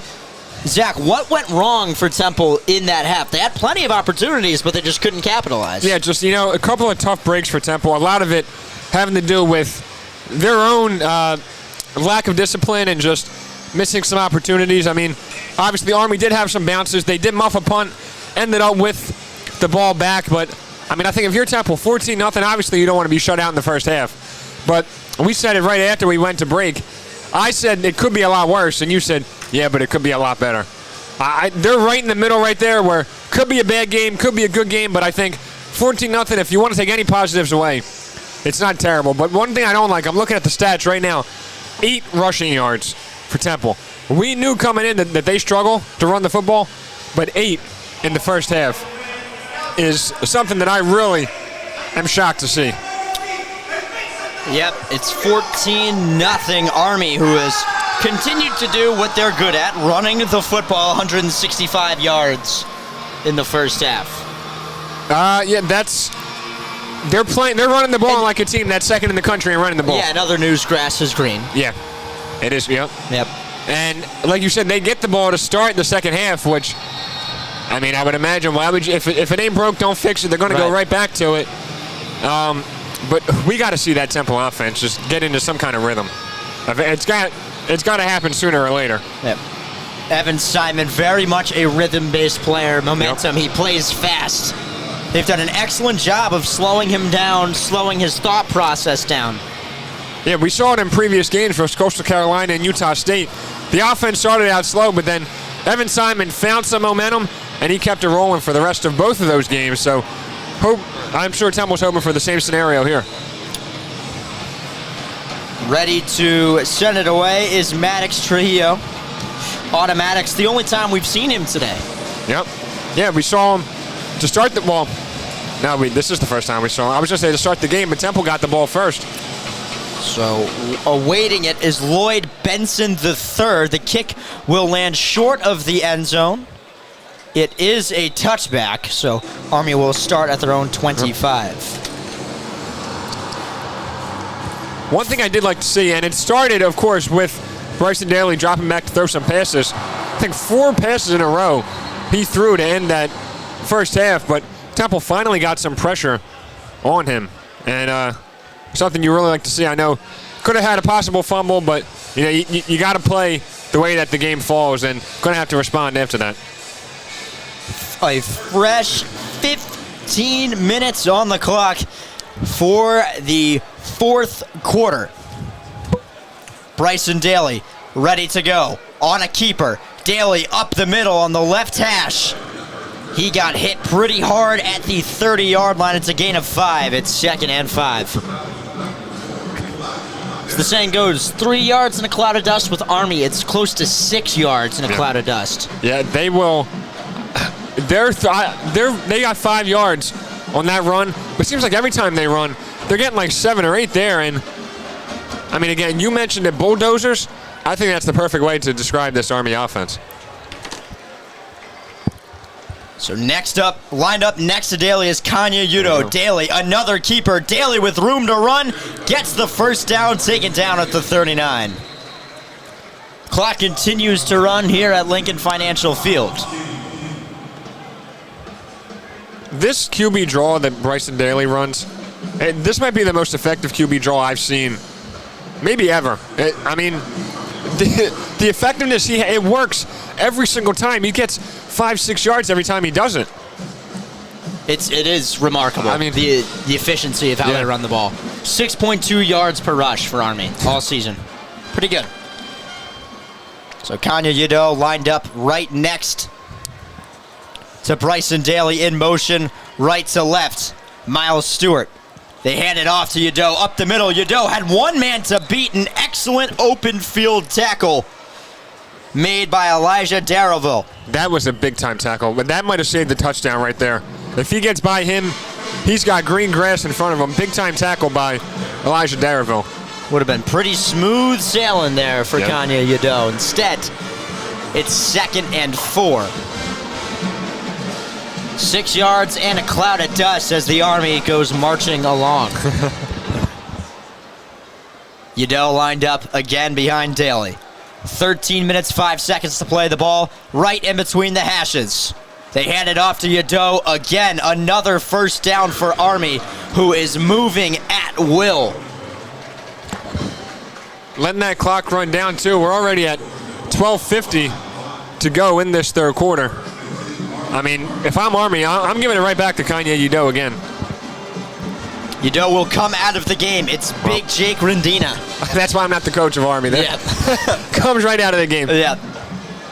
Army, black helmets, white jerseys, black pants. Temple, cherry helmets, white face mask. Cherry jerseys, gray pants. So Rendina in motion, left to right. It's Miles Stewart. Another QB draw for Daly. Daly with green grass hurdles a man. Daly at the 20, the 15, taken down at the 12. Oh my goodness. Bryson Daly, I mean, just when you thought you had him contained, he hurdles right over a Temple defender. We're watching the replay now. And the man who made that open field tackle earlier, Darriville, yeah. Elijah Darriville. Dun-a-nut. Welcome to Sports Center Talk 10. And it's on ESPN, too. Has to be. On ESPN Prime. With an ESPN anchor broadcasting it, Matt Barry, right next to us. Right next to us. Unbelievable. 11 minutes, 40 seconds to play in the third quarter. That was a Saquon Barkley hurdle. It sure was. Inside the red zone, here come the Black Knights. Daly gets tripped up at the line of scrimmage. 2nd and 10. Unbelievable athleticism. That is incredible. Wow. And, you know, you wonder, Darriville made the tackle a couple plays prior to that. He tried to make a similar tackle. I wonder if Daly just adjusted. He knew that Darriville had that tackle in his back pocket. Oh, man. Saw it made on Udell, and then thought, if this happens again, I'm jumping right over him. Like, he knew that he had the angle. And if Darriville came in from that same angle, he was going to jump right over him. And it looks like calculation. Temple Owl is down. It would be DJ Woodbury. Which if he were to be injured, that would be a major blow to this Temple defense. I can't get over that play. That is incredible. That was awesome. Like that was awesome. From a quarterback that's not Mike Vick or Lamar Jackson and guys like that. He is a soldier. You're right. Yeah. And, I mean, he's the quarterback of the team. He doesn't play like one, though. He runs he certainly doesn't. He runs like a running back. He does. He's a running back, fullback mix. Obviously can jump over. And has made a bunch of great throws today. And he can do everything. Yeah. Swiss Army knife. Yeah. I'll be here all night. 11 minutes flat to play here at Lincoln Financial Field. Army has it on the right hash. Why not? Another QB draw into the end zone. Bryson Daly, another touchdown. 2nd of the day, his 7th in the last 2 games. We're in the 7th quarter he's played. He's averaging a touchdown a quarter in these last 2 games. Bryson Daly, I mean, this is incredible. It's 20-0, 10:50 to play in the third quarter. He leads the Black Knights in rushing. Man. He's special. He can play. 7 plays, 75 yards, 4 minutes and 10 seconds. That is a textbook drive right there for Army. Knocking the extra point through was Trey Granati. It's 21-0 Black Knights. 10:50 to play. How impressive has he been tonight? He's been everything. He's done everything you could ask for. Obviously running the ball, 109 yards with 2 touchdowns, but he's only thrown 5 passes, completed 2 of them for 54 yards. There were a couple incompletions he had that were pinpoint passes. Really good plays by Temple secondary to break him up. I mean, he is this entire team. He is. Really. They will go as far as he takes them. That's exactly right. He's had the most impressive performance of any player Temple has seen this year. And Temple played Oklahoma. Yes. Temple played Jackson Arnold. Who was benched this weekend. Yes, he was. He was benched. But still, big-time praise coming in. Top 5 Tennessee team. Yes. But, I mean, you play a team like Oklahoma at Oklahoma, opening night, and Bryson Daly in Week 5 is the one that we're talking about over anybody on Oklahoma. I mean, A remarkable play. yeah. Remarkable player. This right here, Temple, you're really getting, you have to score. You have to punch back. I feel this is like the fourth drive in a row we said you have to score. Right. This is last time you have got to score. We've been sitting here talking about this Army offense and being enthralled by Bryson Daly. Yeah. We have to How get about the defense? The defense has been remarkable for Yeah. Army today. Only 90 yards of total offense for Temple.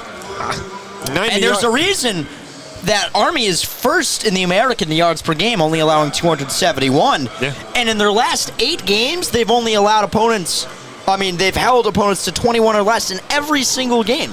Well, it looks like it's going to be that streak trying to continue. And,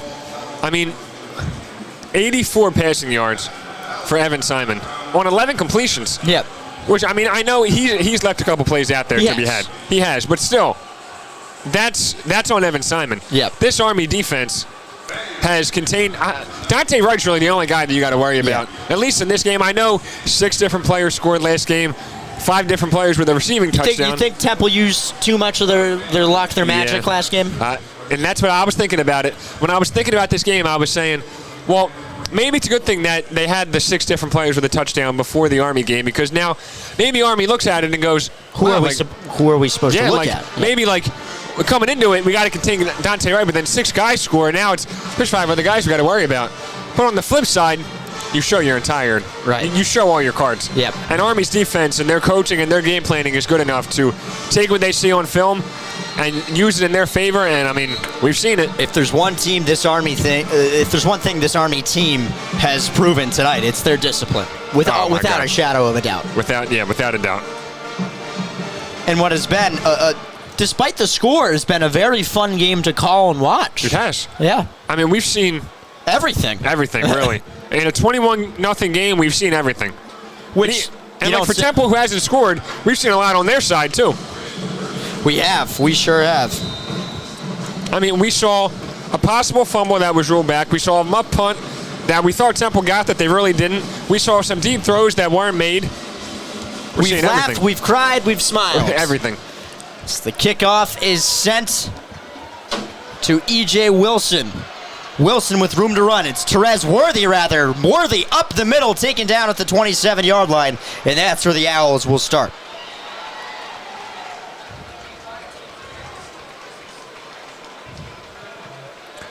If I'm Temple here, I know we talked about coming in, you have to establish the run game to set up the passing game. That was a huge thing coming in, but they've got 8 total yards. 8 total rushing yards. If I'm Temple, I'm throwing the ball. So 10:44 to play in the third quarter. Lined up next to Evan Simon on the right, it's Antoine Littleton. Ball in the middle of the hash marks. They hand it off to Littleton up the middle, breaks one tackle, and a swarm of Army defenders meet him immediately after. No gain for the Maryland transfer. Yep. Antoine Littleton, listed at 5'10", 210. I think he's bigger than that. Yeah, he might be. Certainly looks bigger. And look, you bring him in from Maryland to kind of play that bully ball. He's not a guy that you're expecting to break off for a 30, 40-yard run. You're a guy where when it's 3rd and 2 and you need a first down, you're going to him. Yep. Puts his head down and puts it right into someone's face mask. Dante Wright in motion. Heading out to the right. Simon in the gun. In motion left to right.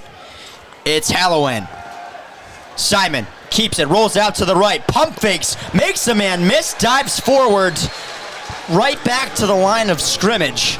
It's now 3rd and 10, and this Temple offense has lost some of its juice from last week. They definitely have, and I think Evan Simon, he kind of got caught in between right there. It looked like he had a man for a split second on the little fake throw.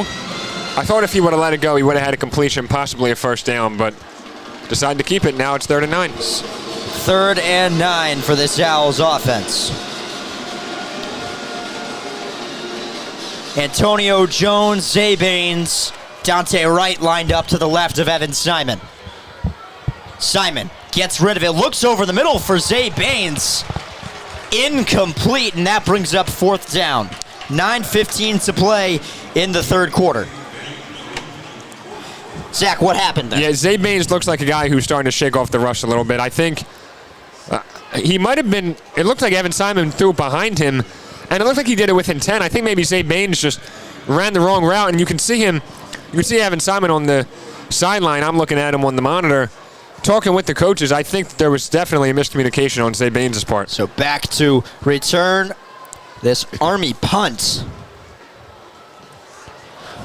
is Lloyd Benson, and a really, really low punt by Dante Atten. Army will start at the 49-yard line, their own 49-yard line. Yep. Not an ideal place for this Temple defense to have to start a defensive stand. Not at all. Really nothing going right for Temple here. Usually with Dante Atten, he's pretty reliable back there punting the football, but a bad one right there, and now Army's going to have prime field position. And with their quarterback, their general of that Who can do offense, anything. yeah. It's Bryson Daly. We'll take a break here in the third quarter. Army leads Temple 21-0 with 9:06 to play in the third quarter.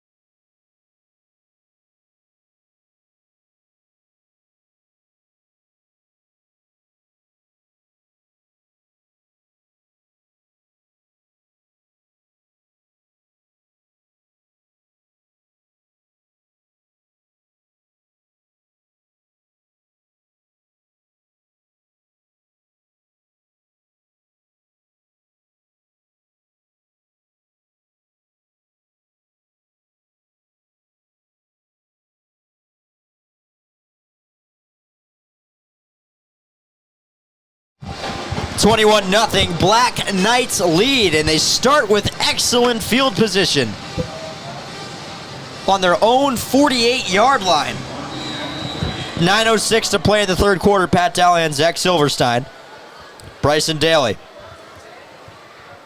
with Udo lined up right behind him. They hand it off to Udo, who's wrapped up right away. It'll be a gain of 1.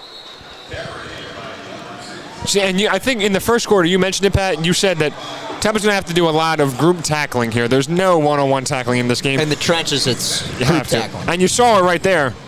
Like 4 or 5 L's converge. We're looking at the replay here. Look, you got one hit, and then here comes 2, 3, 4. There's 4 of them right there. You got to get to the football quick because in the open field, 1v1, no shot. With a guy like Bryson Daly, if he has the ball, he could juke you, and a guy like Kanye Udo could run you right over. Yep. So Udo lined up to the left of Daly in motion, right to left with Stewart. Daly on a keeper. Daly to the right. Daly cuts back to the middle, gets the first down, runs out of bounds inside the Temple 40 at the 38-yard line. What else is there left to say about I'm not him? even going to act like I'm shocked anymore. We've seen it all game. It's a guaranteed 6-7 yards every time he touches the ball. What else is there left to say? Yeah. Nothing. He's been remarkable tonight. He has ran for 119 yards tonight. Lined up behind him, it's Yadeau. To the right of Daly, it's Hayden Reed. Reed motions right to left. They hand it off to Yadeau up the middle. Yadeau rolls forward for a gain of 8. It is now 2nd and 2. Yeah, I think if Army continues on this trend, I think they're going to punch one in here for a touchdown, go up 28-0. That would officially ice the game. I mean, you still want to see the fight in Temple. You don't want to get shut out at home. Yep. Thursday night on ESPN. You want to show some kind of fight. But, I mean, Army, I've never seen a team, and I said this before, I've said it a couple times, have a game plan and execute it so perfectly. Jake Rendina in on 3rd and on 2nd and 3. Motion left to right, Miles Stewart, QB keeper for Daly. Daly stuffed short of the first down marker. Let's see where the spot is.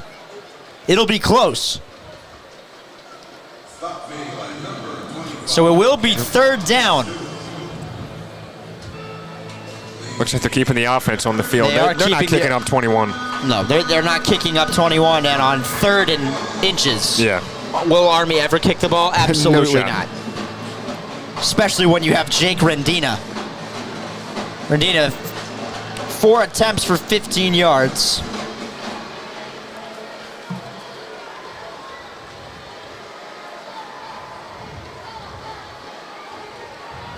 Oh.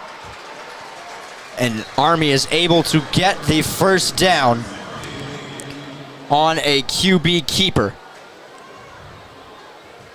And Bryson Daly, they're using the Eagles' own play here. The tush push. Have to. And, I mean, with Army, I feel like it's 4-down territory for Army pretty much in any situation. Unless they're really backed up. If it's 3rd and 3 or less, you better believe that they're going to at least have 2 shots to get that first down. Kanye Yadeau back in the game. Lined up to the right of Bryson Daly is Hayden Reed, the slot back. In motions, Noah Short. They hand it off to Yadeau. Yadeau in the open field. Yadeau stays on his feet, breaks a tackle. Touchdown, Army.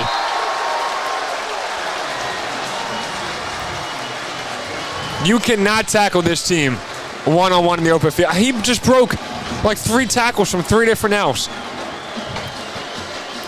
They got weapons 6 feet all over. tall, 215 pounds. Kanye Yadeau all the way to the end zone.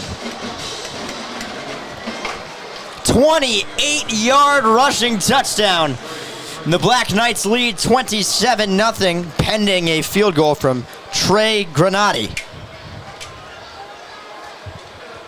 If you're Temple's defense, I mean, just how physically and mentally draining is a game like this, where it's just you're getting hit with the same thing over and over again and can't stop it. The extra point is up and through. Temple trails 28-0. And this Army offense at a point feels inevitable, Zach. Yeah, I mean, we can go in every drive expecting what we're going to see and then seeing it right in front of our own eyes. And like I said, if you're the Temple defense, they have no answers. The offense has no answers either for Army's defense. So I would imagine that the feeling on that Temple sideline right now is very deflated. And you start the game thinking, oh my God, like we might have a chance tonight. You think you have a touchdown. It's called back because you're not disciplined and you get called for a holding penalty. And then the momentum completely shifts in Army's favor.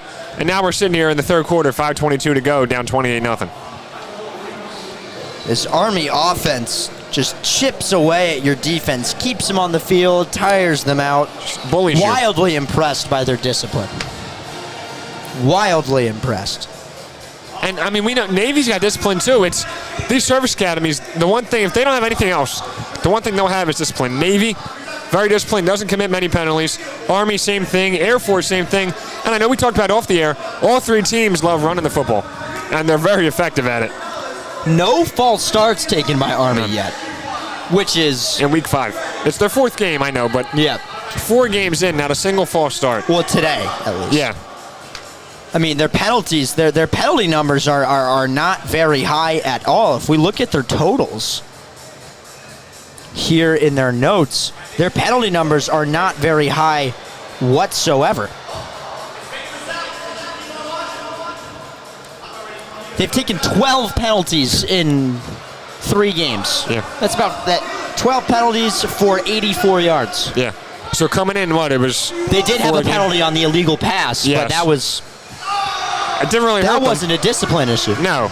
It was just you're trying to make something happen when maybe you should just hold on to it. They were trying to turn garbage into gold, Yes, as Mark they were. Zumoff Mark Zumoff would say that all the time. Hear that growing up. Yeah. But you're not going to see holding. You're not going to see false starts. You're not going to see offsides.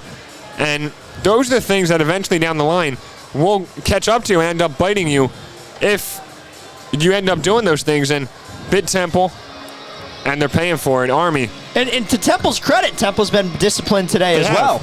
Yeah, I mean, it seems like every time they make an undisciplined play, it's on the biggest play of the game. Yeah. It's awful timing for them. And Stan Drayton is always preaching discipline, and Yep. they have been disciplined tonight, and they haven't had any turnovers. He's always talking about the turnover battle. Tonight it was just an issue of possession and having the ball in your hands and having your offense on the Yeah. field. I mean, on that previous drive, Army ran down the field 6 plays, 52 yards, 3 minutes and 44 seconds. Only 5:22 left to go in this third quarter. And they're sitting good in it. I mean, I think for them, like, having Temple start with the ball, obviously, looking back on it, it was good for Army. If Temple would have scored, it would have been a different story. But then you set yourself up to get the ball to start the second half, and you end the first half essentially with the ball. So end the first half with the ball, start the second half with the ball. Everything's falling into place for the Black Knights, and I really don't see them slowing down at all. So set to kick it away for Army is Trey Granada. Back to return, it's Therese Worthy and E.J. Wilson.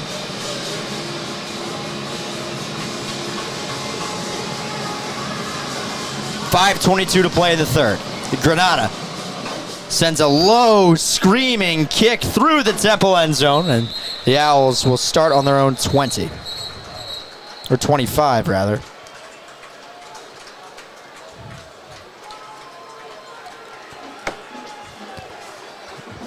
So if you're Temple, you have to find a way to into the end zone. And if you're Evan Simon, I think you just have to prove that when adversity hits, you're the guy this team can count on. Even if you don't win this game, which it's not looking likely, you got to show that you're the guy. You showed it in the last 2 games, went 1-1 in those 2 games. How can you respond down 28-0 on your own field? So Simon lines up in the pocket. They motion Dante Wright from left to right. Simon floats one up in the air for Joquez Smith. Gains about 3. Had to crawl on the ground a little bit. Joquez Smith is a guy where obviously him and Littleton haven't had much going on the ground.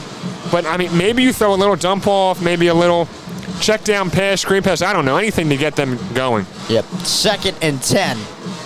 This Army D-line has done an excellent job of forcing Evan Simon to be uncomfortable and make tough split decisions. And we just saw right there, Joquez Smith had to jump for that ball because Evan Simon had to float it because of the quick pressure by Army.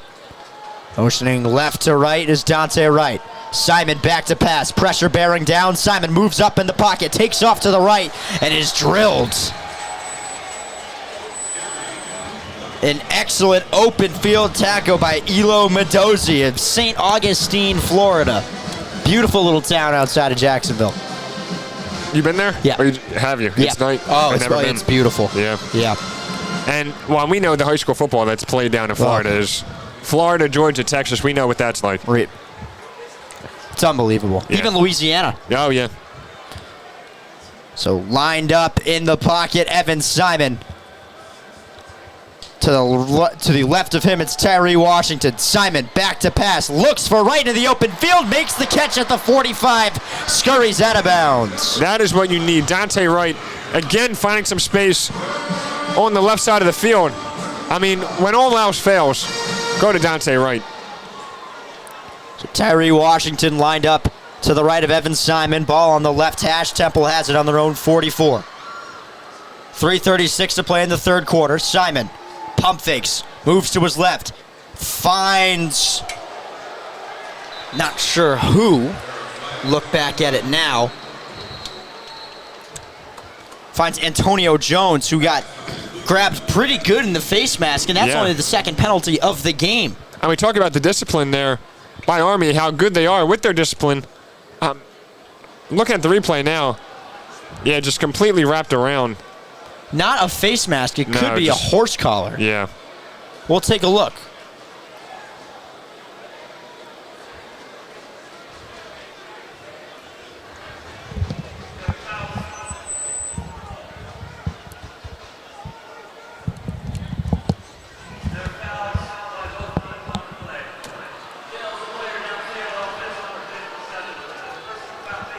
So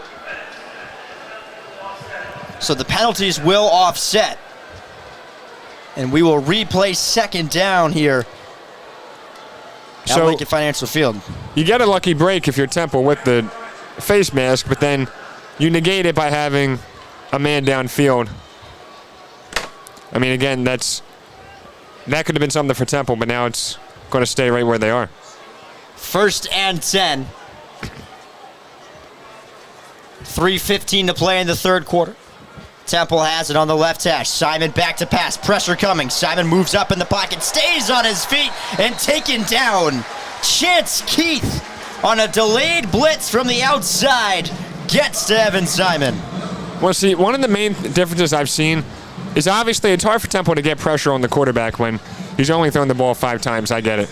But the open field tackling one-on-one, the difference between these two defenses has been staggering. I mean, every time Army has a chance to make a tackle one-on-one, they do it, and Temple can't on the flip side. So Simon on 2nd down and 11. Takes the snap, fakes the handoff to Littleton. Simon moves up in the pocket again, takes off. Simon in the open field, taken down at the Army 49-yard line. Pretty good gain there on 2nd down. It'll be 3rd and 3 here for Temple. And I think if you're Temple, down 28-0, you are in 4-down territory. If I'm Stan Dre now, even if you don't get this, I'm going for it on 4th. So 2 minutes flat to play in the third quarter of action here at the Link. Littleton lined up to the left of Evan Simon. Dante Wright in motion from right to left. Simon over the middle. Wide open was Landon Morris, who's taken down inside the 30 for a Temple first down. A nice little check down pass there in the middle of the field for Evan Simon, finding Landon Morris. They'll take that first down. You got to get those guys involved. I mean, Landon Morris, I don't think we've heard his name all night. We haven't. Then you finally get him involved. And down on the field is the Pittman, New Jersey native, the junior Gavin Shields. Looks like he's in a lot of pain kicking his legs.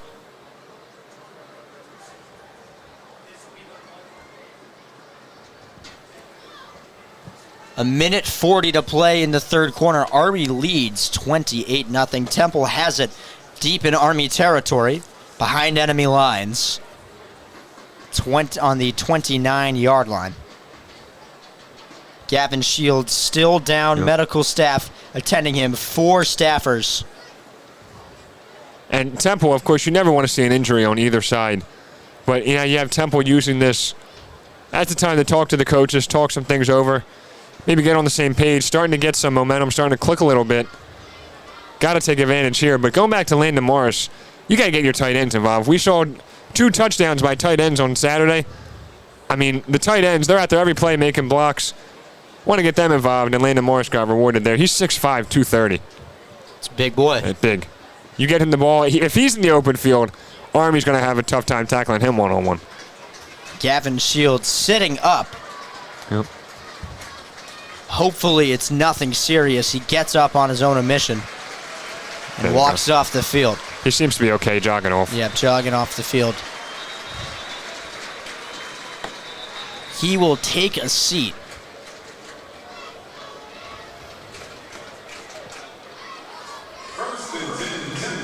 And some fans chanting, "Let's go, Gavin." Good to see that he's up and walking. 1:35 to play here in the third quarter at Lincoln Financial Field. 28-0 lead for the Black Knights. First and 10, Temple has it on the Army 29. Tyree Washington lined up to the right of Evan Simon. The ball is on the right hash. Simon takes the snap, moves up in the pocket, fires for the end zone. It's caught! Touchdown, Dante Wright!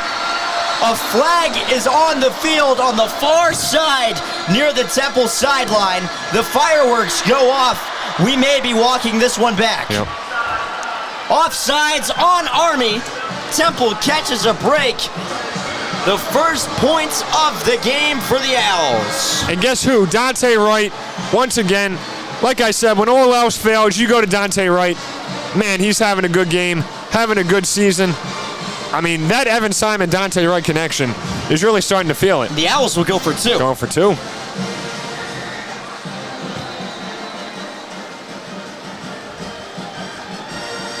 So Daniel Everett will trot off the field. Landon Morris will trot on.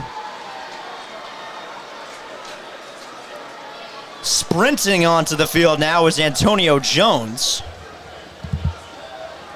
Lined up to the left of Evan Simon. The Owls going for two. They have it lined up on the 5-yard line. Seems to be lots of confusion. The play clock didn't reset. No, yeah.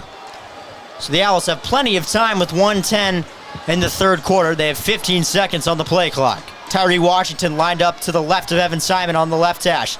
Simon, end zone, incomplete. The intended receiver, Dante Wright. An excellent play made by Josiah Banks to rip it out of the hands of Dante Wright. That was a really good throw, too. It was right in the chest of Dante Wright. I'm not sure if he even would have been in bounds if he did hold on to it anyway, but I mean, again, we talk about the Evan Simon-Dante Wright connection, trying to go back-to-back there. Finally, some life for this football team. Finally, points on the board, 28-6. If you can, you got to get a stop here. You cannot let Army run down the clock, march down the field, and especially put the ball in the end zone. But it's nice to see Temple respond with a touchdown. Dante Wright, who else? Who else? Dante Wright, he's really emerged. A transfer from Colorado State. First year at Temple was last season. I mean, he was supposed to be a good player coming in. Played well last season, this season. A whole nother side to his game that we've been seeing. Yeah, was supposed to be a good player. Turned into a great player. Yeah. It's been awesome this year. A smaller guy listed at 5'9". Yeah. Spoke to his dad briefly last year before Did you? the game, before the Navy game, yeah. Awesome guys running a t-shirt sure. with Dante's face on it. That's awesome. Maddox Trujillo set to send it away.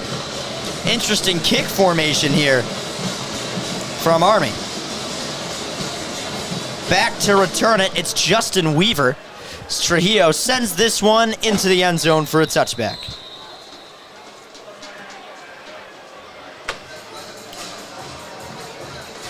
So the Temple offense finally able to make their way to the end zone. 1:10 to play here in the third. Army on top, 28-6. Owls 1 for 2, trying to play the numbers game. Yeah, and it was nice to see them just march down the field. Big time drive. I believe it was 75-yard drive that they just had. And, I mean, that's the Temple offense you want to see. That's what we've been seeing from the last 2 weeks. Finally, we're able to pick apart the Army defense. And now you throw it back to the Temple defense, see what they can do. Bryson Daly, it's been all about him. Kanye Udoh lined up right behind him. They hand it off to Udoh right up the middle. Udoh gains about 5. The Army goes marching along. 2nd and 5 it will be. Under a minute to play here in the third quarter. See, and I mentioned this in the second quarter where maybe you make your defense a little more linebacker heavy if you're Temple. There's got to be a game plan switch that comes from the coaches to try to get anything going to stop that. Obviously, this is a radio play-by-play broadcast, but the safeties are playing very much in, about 5 yards off the line of scrimmage, 5-10 yards off. In motion, Right to left, Noah Short. It's a keeper for Daly, and they got him. A gain of 1. Yeah, you mentioned the safeties. They're playing kind of like linebacker depth, but we've seen having so much trouble just making those tackles. But I don't know. I feel like you keep doing the same thing. It's not working. Maybe someone from the sidelines try to stop it. New guys on the field, but then again, you're not going to take out your single-digit guys and Elijah Darreville and Andres Keaton. So your hands are kind of tied there. So that ends the fourth quarter here at Lincoln Financial Field. Both teams throwing their fours up to the sidelines. 28-6 lead for Army. 22-point lead for the Black Knights out of West Point, New York. Beautiful, beautiful campus on the Hudson River. Medieval looking. Is it? Oh, yeah, it's I've beautiful. never been. Have you been there? I've been there twice to watch Twice. hockey games. Really? Yep. That's pretty cool. I watched a basketball game there too once. And obviously, Bobby Knight used to coach there. Mike Krzyzewski coached there before Duke. Very storied athletic department. Oh, yeah. There's some guys there that you probably didn't even expect. Yeah, well, I be mean, there. you know who the baseball field is named after? Abner Doubleday. There you go. The Doubleday inventor, Field? yeah, the inventor of the sport. about as prestigious as it gets. You can't get any more No. historic than that. No, you can't get more historic than the man who invented America's pastime. Speaking of America's pastime, right across the road here at Lincoln Financial Field, the Phillies set to return to the playoffs. NL East champs for the first time in 13 years. And we were looking over before the game. Yeah. They had something on the screen. I don't know what was going on Maybe over a there, business but event. yeah, could have been. Won't be baseball there until next Saturday. Yep. Pretty exciting. October 5th, NLDS. Don't know who the opponent will be yet, but How are you feeling about the bye? I don't love it. me neither. I don't love it. We saw the success they had the last 2 years without it. We saw the lack of success that the teams with the bye had. Looking at you, Atlanta. Yep. I mean, I don't know. It's tough to take 3 or 4 days off and then play a team that just won a playoff series. Yeah. It's tough. Hey, it's baseball. It's tough. That is baseball. That's baseball, Susan. Yeah, that is. A fresh 15 on the clock here at Lincoln Financial Field. It's special Thursday night edition of Temple football. They'll play on Thursday night twice, once home, once away. They will not be shut out for the second straight year on Thursday They will night. not. Last year, 55-0 loss to SMU. SMU. Yep. SMU obviously now in the ACC. That and we saw Forrest Brock in that game. We did. That was his first We appearance did. in the cherry and the Yes. white. So that tells you how bad that night was going. There was no E.J. Warner. He was out with the concussion. Right. So Quincy Patterson started that game. E.J. Warner was in my media studies class with Barry Vacker. Okay. We went to take the midterm when we all sat down. I see E.J. walk up to our professor, Dr. Barry Vacker, and point at his head. Walks out the room. I was like, huh, that's interesting. Yeah. Comes out 2 days later, he had a concussion. So he felt it in class. Yep. And I guess went to go get some attention from whoever. I guess Temple medical staff. Yeah. Good on Wow. him. Yeah. We know, yeah, you want to be tough. It's football, but the head injuries are nothing to play with. Yeah. And many of the players on the sidelines for Army throwing up the crossbones. It's an alternate logo of theirs. You can see it on one of the I see helmet that. crates. Yep. It's littered all over.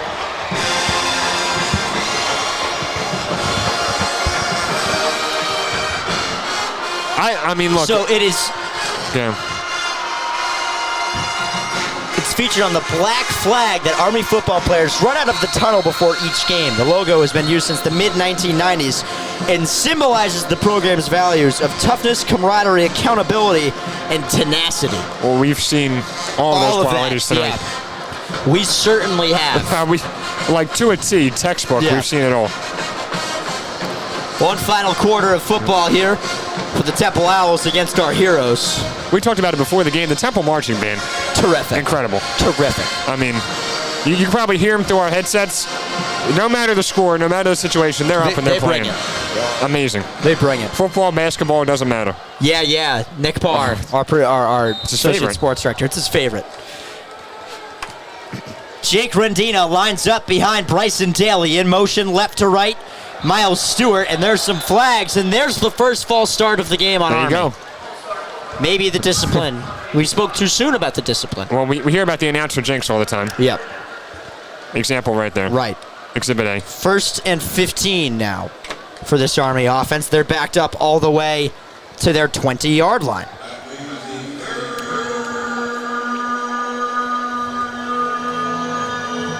Oh, it's 3rd down, my apologies. It is 3rd and 8. Army has it on their own 27-yard line. Daly, the lone man in the backfield. 2 slot backs back there with him. Noah Short takes it off the pitch. Short cuts up the middle, gets to the outside. A flag is thrown. Let's see what it is. It's a holding on Army, so we'll walk it back again. So we talk about the discipline and the back-to-back plays. Got a false start and a holding. I mean, maybe things starting to fall into place. Now, 4th quarter, you're running out of time now, 22, but 3rd and 13, Army will most certainly run the ball here. have to. Wouldn't be too shocking. But we did see 4 passes in a row to end the second half. We so did.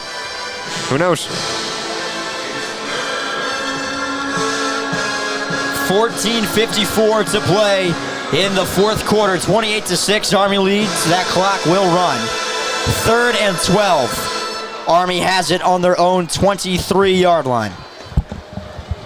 Jake Rendina lined up to the left of Bryson Daly. In motion, right to left. Noah Short takes it on a jet sweep. Short tries to bounce to the outside. A wonderful open field tackle made.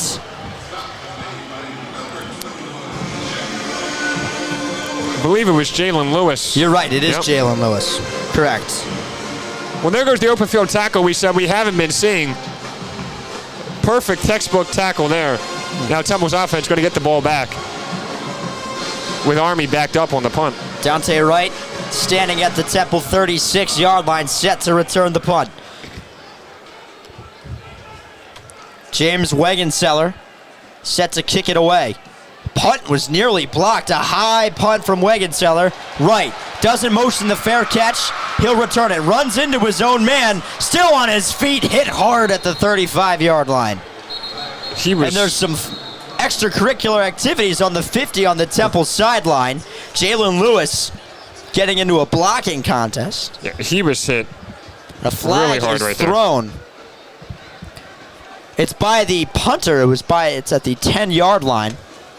Could be roughing the kicker on Temple.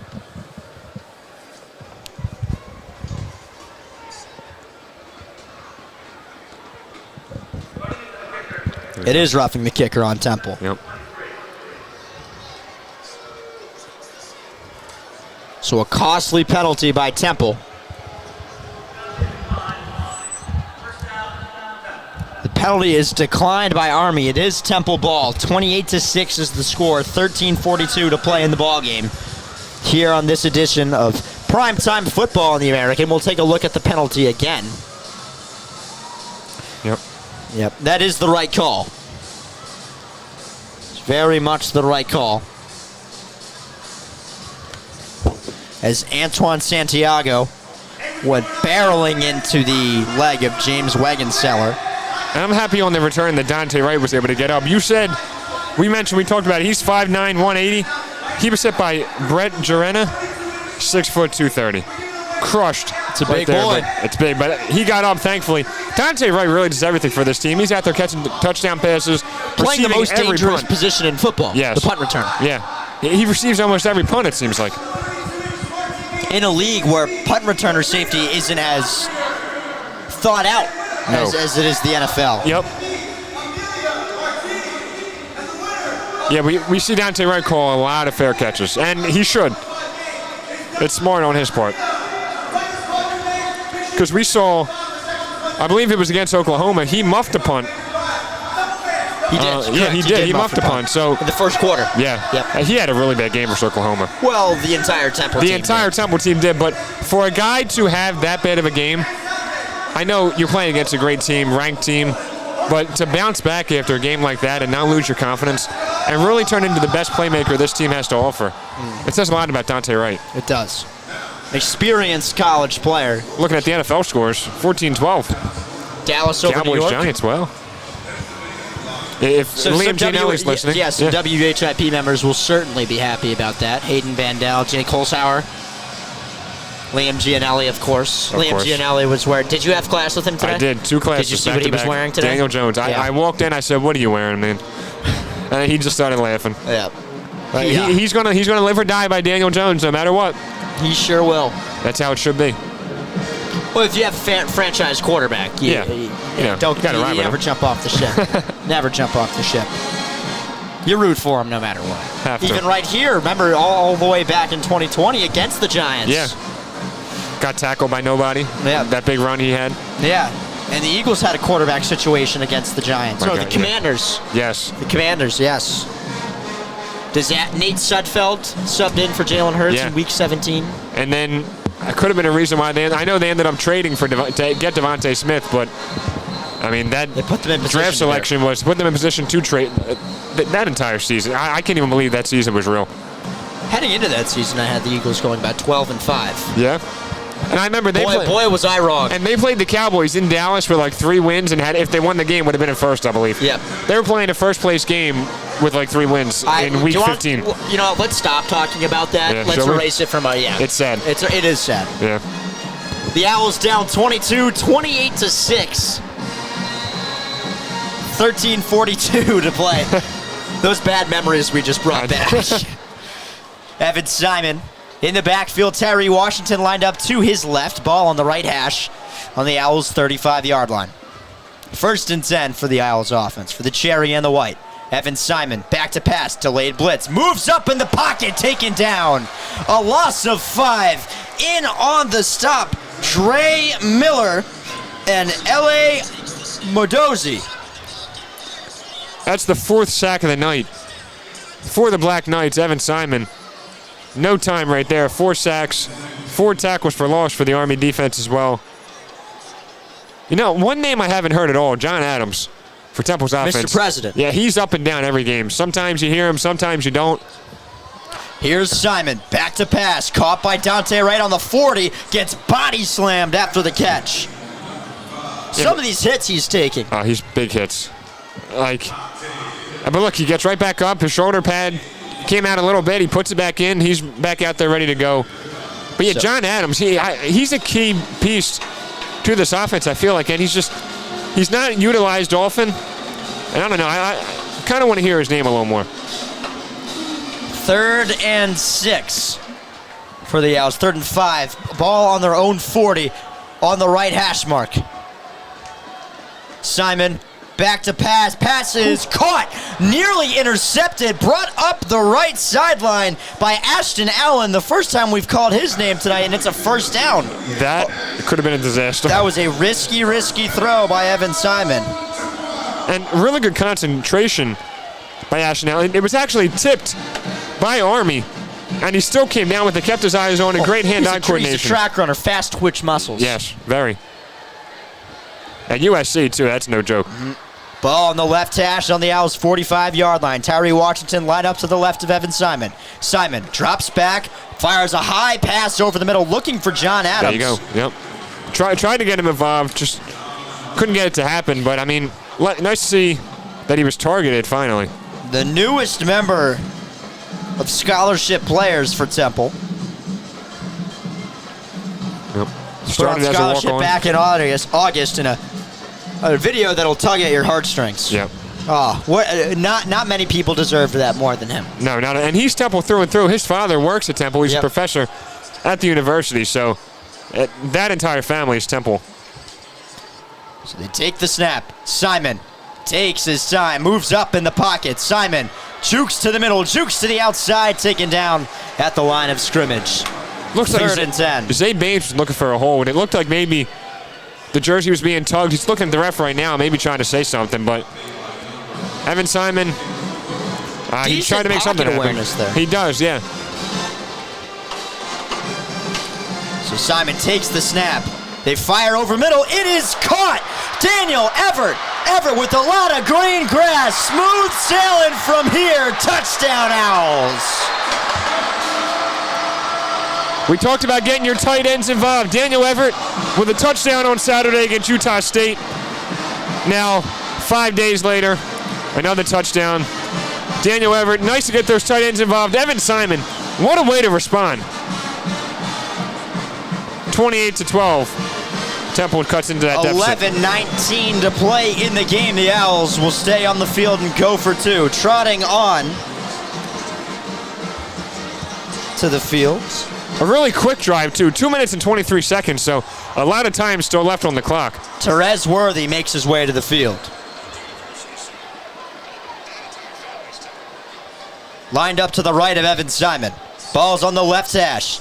In motion, left to right, Antonio Jones. Simon takes the snap. Simon has time. Over the middle, caught by Jones. 2-point conversion is good. Simon took a shot after the fact and gets up and barks at the Army defender that knocked him down. Chance Keith put a good hit on Evan Simon. Not enough to stop him. Pat, we may have a game here. If Temple's defense gets a quick stop, gets the offense the ball back, if Temple gets this ball back with about 8 or 9 minutes left, anything could happen. What a drive by the 65 yards in 2 minutes and 23 seconds. A big boy drive by the Owls offense and Yep. Evan Simon.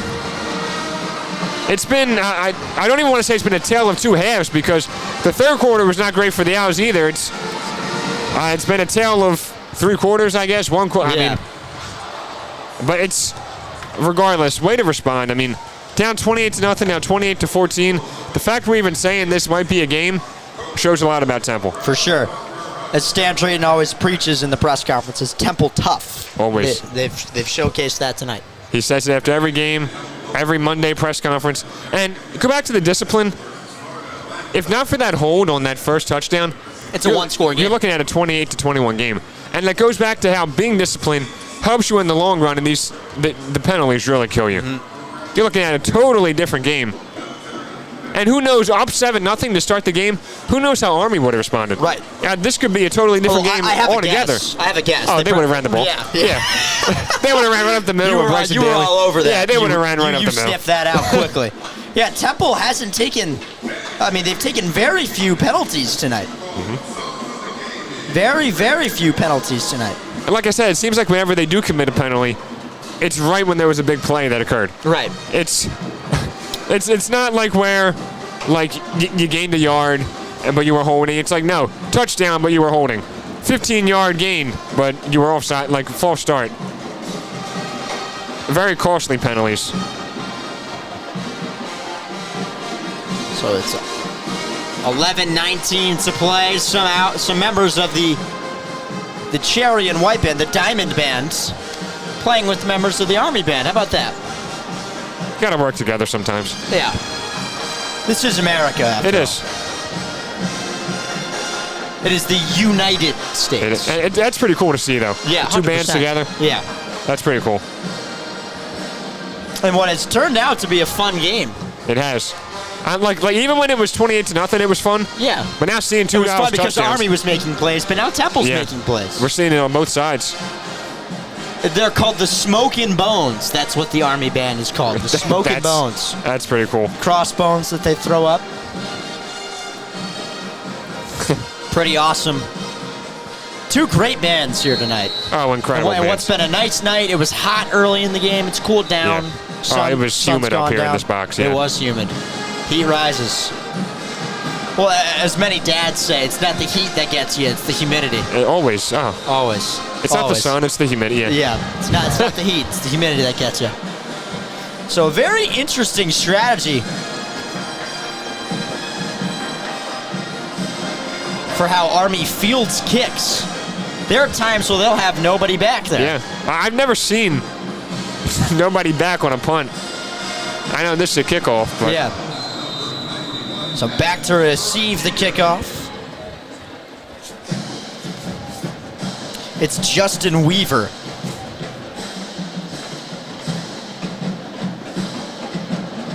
So Trujillo sends a low screamer. It bounces at the 1 and through the Army end zone. 11-19 to play in the game here at Lincoln Financial Field. and this is where you really need to dig deep if you're Temple's defense. You got to throw everything that you have at Army. You got to sell out, leave it all out there. You have to get the ball back to your offense with enough time on the clock and in decent field position. If Army has a long drive here and runs the ball constantly, which they will run regardless, but if they extend the drives and bump up that possession at that time of possession like they've been doing all game, you got no chance. But you get your offense back the ball with maybe like 8 minutes left, 8:30, you got a game. Kanye Yado lined up behind Bryson Daly. Start on their own 25 right in the middle of the field. Daly on a keeper. Daly tries to bounce to the outside, taken down after the first down at the Army 39-yard line. Well, that's the complete opposite of what you have to do. Right. And it looked like they had both options there. They could have given it to Yado, who ran upfield pretty freely. Yeah. I'm going to tell you, Bryson Daly's ability to read a defense on that RPO, it seems like he's made the right decision every time, with the exception of one when he had that little illegal pass, the shovel pass.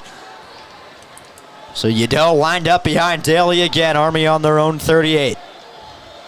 In motion, right to left. Noah Short. They hand it off to Yado. Yado. Gain of 2. It's 2nd and 8 with 10:25 to play in the ball game. Army has it at their own 41.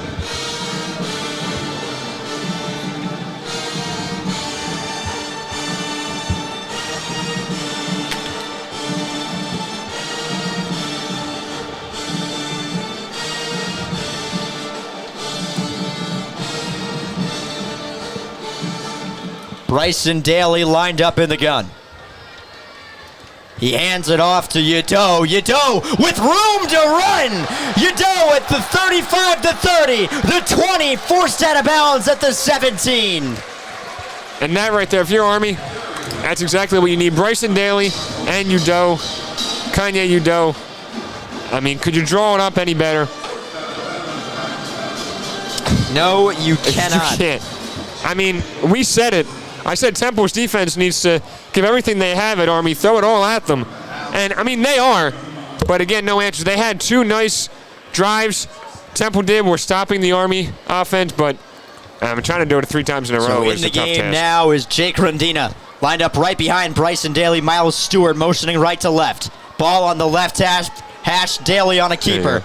Daly wrapped up, going nowhere fast. Seemed like Daly ran into one of his offensive linemen there and kind of got blocked by his own guy. And Temple took advantage of it, but he did. Yep. 8:50 He did. He hit him. to play in the game. Owls trail 28-14. Trotting off the field is number 22, Miles Stewart.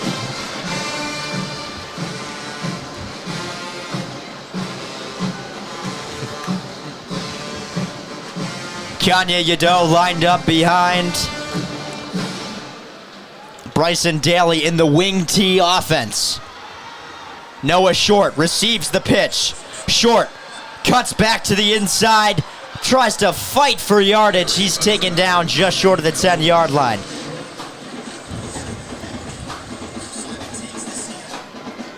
Third and 4.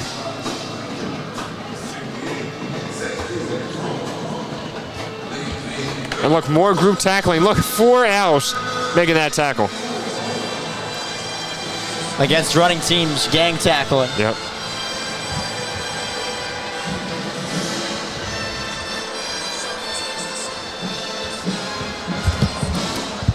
Bryson Daly. Kanye Yado lined up next to him. 3rd and 4 on a keeper. Daly with room to run, untouched again. His 3rd touchdown of the night. Army boosts their lead to 20. It's 34-14. The 8th touchdown, rushing touchdown for Bryson Daly in the last 2 games. And again, untouched right up the middle. I mean, look at all the traffic. You got some trickery here yeah. from Army's special teams unit. Oh, they're going to end up kicking. Everyone lined up out wide. Set to knock it through the uprights is Trey Granati.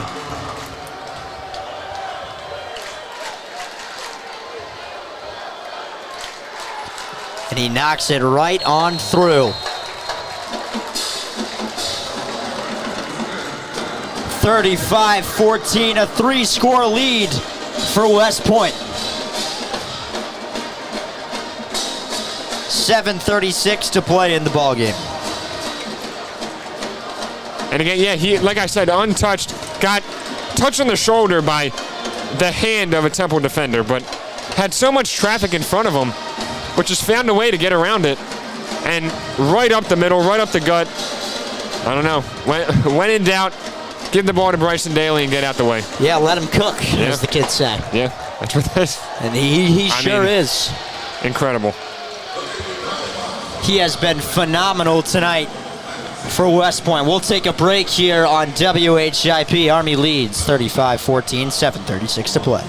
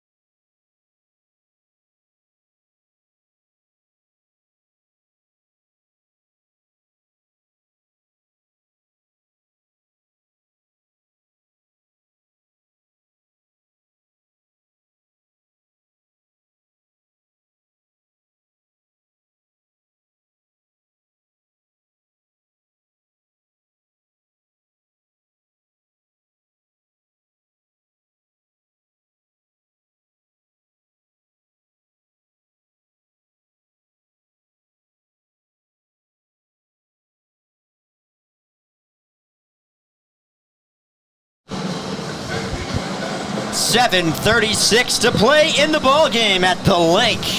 Army leads 35-14.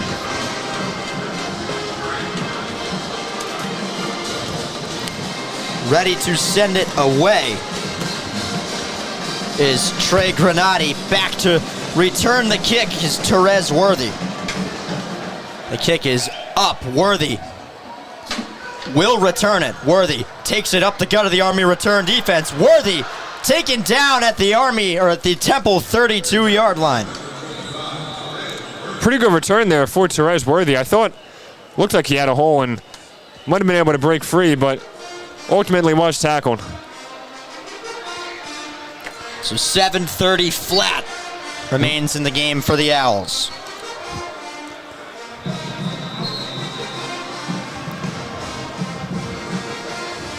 The Owls offense, back-to-back touchdown drives. Which, I mean, look, I know you're still down by a ton, but being able to string together 2 straight touchdown drives is incredible for Temple. Tyree Washington lined up to the right of Evan Simon. Simon, pressure coming. They get to him again.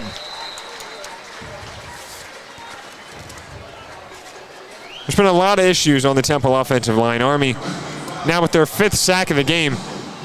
I mean, Evan Simon, really, a lot of times there's no time to make anything happen. Just, he does have good pocket awareness, but, I mean, there's not always something you can do. Like there, he had nothing to do. Kyle Lewis in for the sack. 7 minutes flat. It's 2nd and 15 to play in the ball game. They look over the middle. Landon Morris met immediately. A gain of 2, and the Army defense feeling themselves in Philly. 6:50 to play in the game.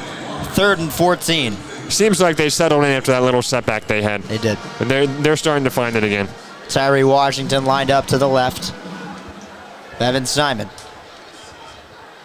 Simon, back to pass, looks over, intercepted! Taking it away, Jaden Mays. The referees will discuss. From up here, it looked like a pick. Yep. It looked like he definitely got his feet in. We only need one. And it was intercepted. Jaden Mays takes it away. A toe tap catch on the sideline. We'll take another look at it. He made a great play on the ball. It survives the ground. He got that toe down. We'll look at it again.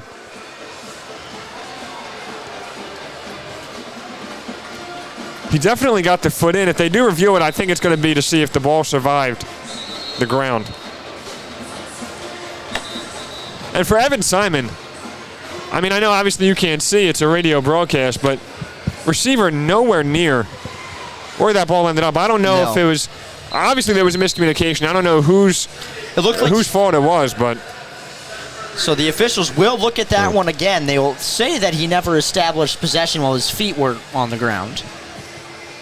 But yeah, it looked like Simon was expecting a cut to the sideline, and it just never happened. He was waiting on Zay Baines there to cut back. It never happened. And that's the second time we saw it with Zay Baines. And like I mentioned before, yes, he's been practicing with the team throughout this season, but there's nothing like an actual game. He hasn't played a game speed. No, there's nothing like game speed against an opponent that isn't your own team in practice. For somebody who you don't know their weaknesses, Exactly. who you've been going up against for months at this point. And I know, I mean, it's a new quarterback. He's used to 2 years of E.J. Warner, comes in with Evan Simon. Yeah, you've seen him every day in practice, but getting that game speed is way different. And we've seen a couple times where just the miscommunication's been there, just either running the wrong route or breaking too late or not going to the right spot. I don't know, and they paid for it there with the interception.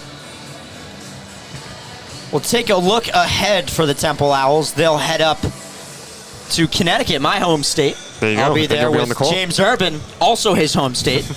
And Nick Parr, we will be at Pratt & Whitney Stadium at Rentschler Field in the great East Hartford, Connecticut. Not actually great. It's not that good? Oh, no. No. East Hartford is nothing to write home about.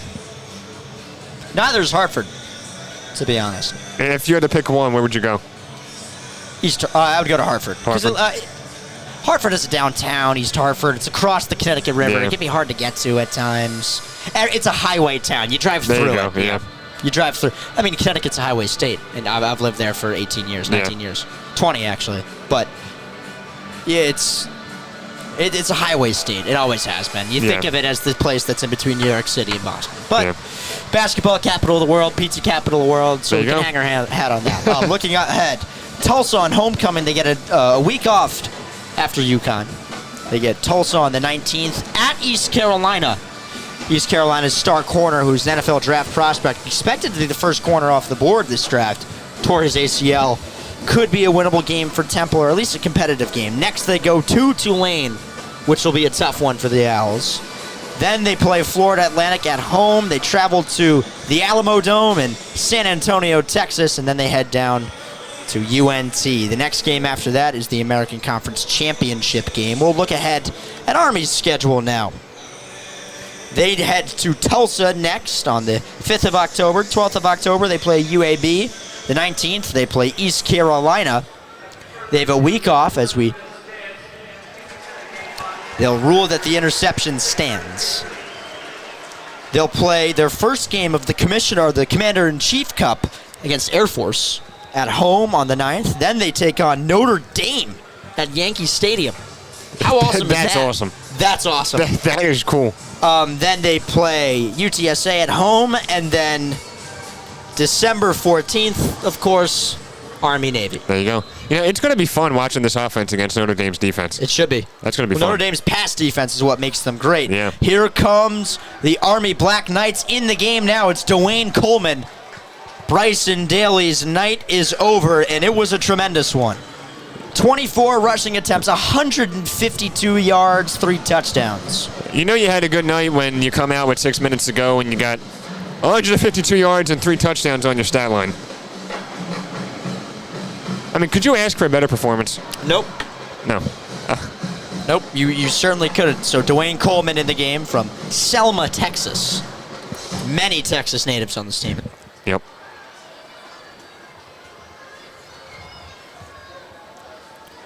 They hand it off to Rendina. Rendina barreling forward past the first down marker to the Temple 30 with 5:40 to play. And it seems like Army isn't taking their foot off the gas. Yeah, no, they're trying to run this clock out, but I mean, I'm sure they'll take another touchdown. Why not? If you're Army, you might as well go for it. But yeah, Temple.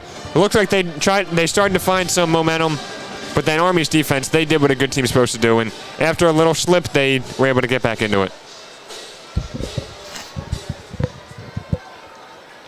So Coleman barking out orders on the Temple 32, 5:10 to play in the ball game here at Lincoln Financial Field.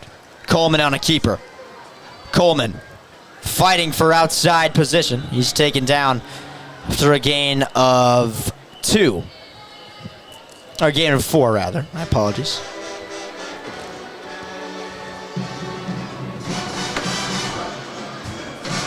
So that clock continues to tick, tick, tick.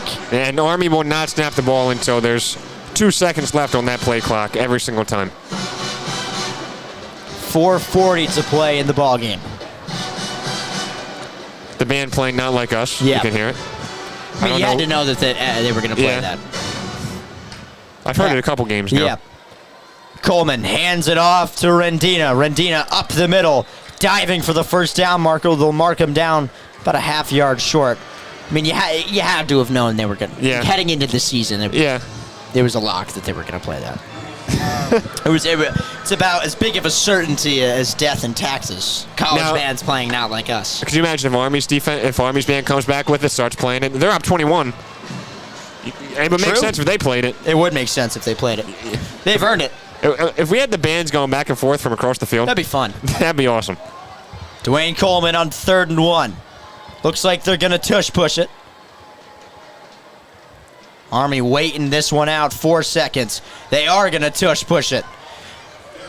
In the building where that play was invented, some extracurricular activities happening after the whistle here. Temple reserves into the game. Ben Oswiki getting into it after the whistle there with David Crossan.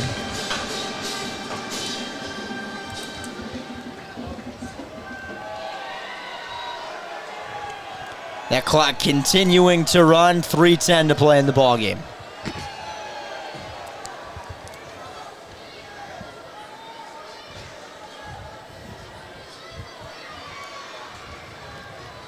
Motioning around, it's Miles Stewart on the right. Stewart tried to bounce it to the outside, or Samari Howard rather.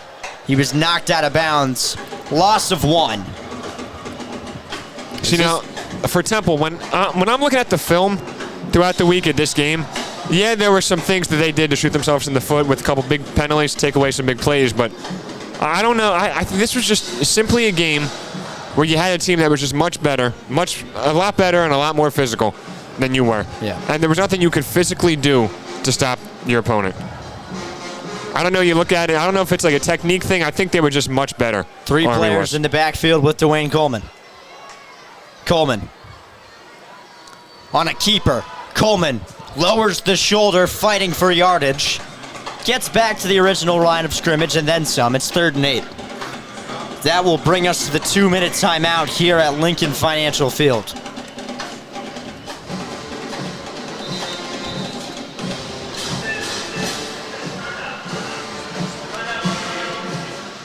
Two minutes flat. Army up 21, 35-14 over the Temple Owls.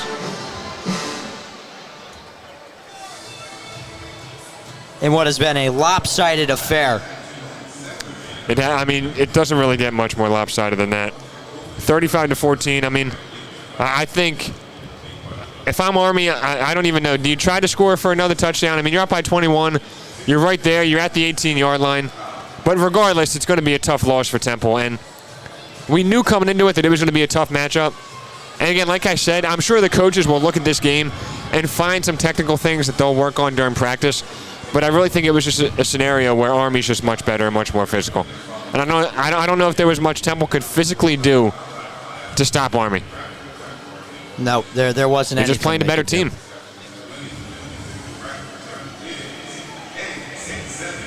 Looks like some players getting loose on the Army Yep. sideline here. Yeah, 6 players. Getting a little jog in. I mean, maybe it's that time of the game where It up is. by 21, you get the guys in that don't usually play. We got the 50-50 rifle. They're going over the winner.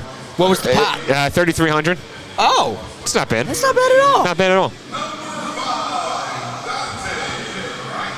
Seems like Dante Wright is being honored as the Temple player of the game. Deservedly so. The Yeah, there's no other Independence option. Blue Cross. He had 8 catches, 98 yards, 1 touchdown. Almost had a 2-point conversion. But again, another big game for Dante Wright. Yeah, Dante Wright. There's not a lot more you could say about the impact he's made on this Temple offense. No, I mean, I don't. Where would they be without him? I really don't. I don't even want to think 0-4. about it. Yeah, I don't want to think about it. Yeah. I certainly wouldn't want to think about No. I mean, look, I think he was at Colorado State, transferred to Temple. I mean, I'm sure he came to Temple knowing that his playing time would be more here than it was at Colorado State. But you take a little bit of a gamble on yourself. Absolutely. Coming into a new program. And it shows a lot about the confidence he has in himself. Last year he was good. This year he's been great. Yeah. But you take that gamble, you come pretty much cross the country. country. You have to settle into a new school, a new program, a new living situation. It's paying off for him. Yeah. I don't know if he didn't have any draft stock coming into the season, but he's creeping up where maybe, not saying he will get drafted, but maybe it's a Team will situation where teams are going to look at him. Yeah. Hey, you want to come Plenty do a of workout NFL with us? scouts here today. Yeah. Like they're going to say, yo, we want Dante Wright to come have a little workout. Maybe you come to mini camp, whatever. I'm sure he'll be at the Temple Pro Day. Yep. I know that for a fact. So Yeah, you could see. he's got eyes on him. You could see when we were in getting a little pregame dinner, you could see people with 49ers clothes on, Panthers. I mean, what a game for Bryson Daly to do that in front of the NFL scouts. I mean, Who knows? Maybe he could get that exemption. Yeah, I know, and I would say after graduation, he's kind of locked in. I think you have to serve 2 years at least. Yep. I know that's how it is with Navy. I believe it is with Army too, but Army had a player a couple years ago on defense, Andre Carter, I believe it was, who was going to be a first-round pick.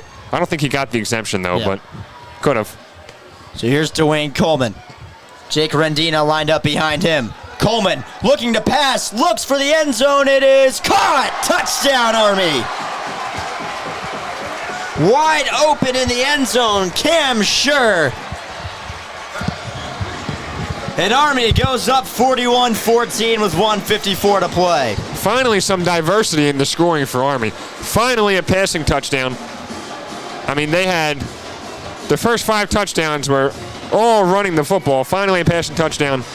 And it wasn't Bryson Daly throwing the football. No. You bring in another quarterback, and he does exactly what he's supposed to do. Man. And this is a really well-rounded team. Dwayne Coleman, perfect pass to the corner of the end zone, and nice awareness to keep 2 feet in. There You only is need 1, but an owl down. That was a catch in the NFL. yeah. It was. And a Either really way. good throw by Dwayne Coleman. Perfect throw. Yep. I'm like this. I'm looking. Obviously, it's not part of their game plan to throw the ball. Only 6 times. They've thrown the ball double digits 1 time this season. Yep. Does this team have any weaknesses? I'd I mean, say I'm sure there's things you can pinpoint, but like they're a pretty well-rounded team. they do a good job of throwing the ball when they need When to. they need, that's what it is. There's It's a difference timely. between throwing when you have to versus throwing because Yes. you can. Now, if they're in a situation where they're down by 2 Upright. scores, So the kick sails through the uprights and it's good. 42-14 Army. if there's a situation where you're down by 2 scores and you can't afford for the clock to continue to run and you need big plays quickly, can they throw the ball when they have to? They've proven I don't they know. can. They've proven they can. But like if you're down by 14, it's third quarter, you need some big plays. That's where I really want to see it. Yeah. I think that's the only question mark I have with this team. And you said I think you said, it might have been on the break, but you don't know if there's a team in this conference that could beat Army. First year in the conference. They're going to give some teams some trouble. They are. Going from independent to a conference, It's not easy. It's switching conferences isn't easy. It's Yeah. not very often where you see the new guy in town win your league in the first try. Come And the closest the only time I can recall is Liberty last year winning Conference Yeah. USA after switching from the Atlantic Sun. But I'm saying them and James Madison. Yeah, James Madison. You're right. Yeah, them and James Madison. Yeah. So set to kick it away. Trey Granati back to return for the Owls. It's Therese Worthy. 1:54 to play in the ball game. Army leads 42-14. Worthy lets it fall right on the tee for Temple. As the Temple offense makes their way onto the field.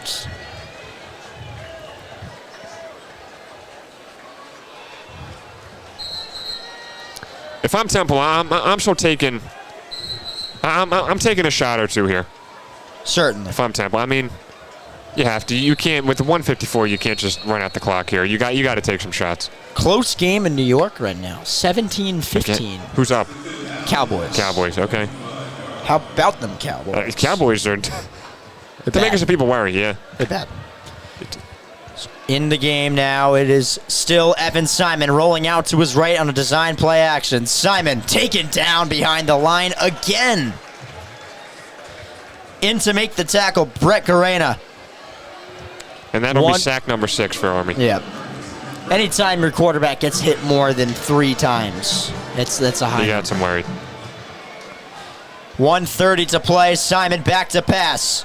Simon rolling out to his left. Now past the left hash mark. Simon throwing across his body to Dante Wright, out of bounds. There's a flag thrown after the play. Trey Sophia lit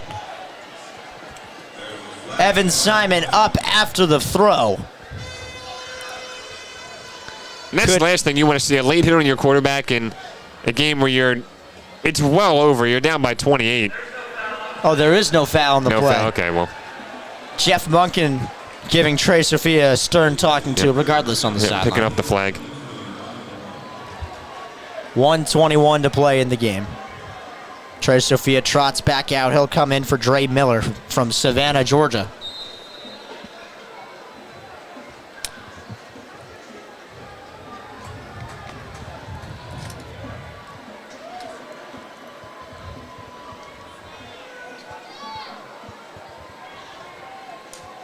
Simon takes the snap on the right hash. Simon moves up in the pocket.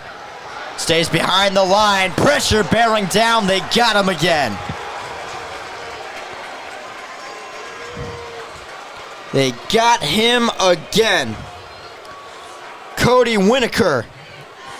Sack number 7 And for again, Army. Under a minute to play in the you game, got and Evan that clock Simon. runs. Evan Simon running out of the pocket. I mean, he really had no. That's a situation where if you're Evan Simon, you got to just throw the ball out of Yeah. bounds. You can't take another hit. Simon will try to get rid of it again, and he is leveled. Sack number 8. Adam Cash cashes out. The Army sidelines are alive. 42-14. It's a turnover on downs with 43 seconds left in the game. We just watched the replay. That was about that was as clean a hit as you can get.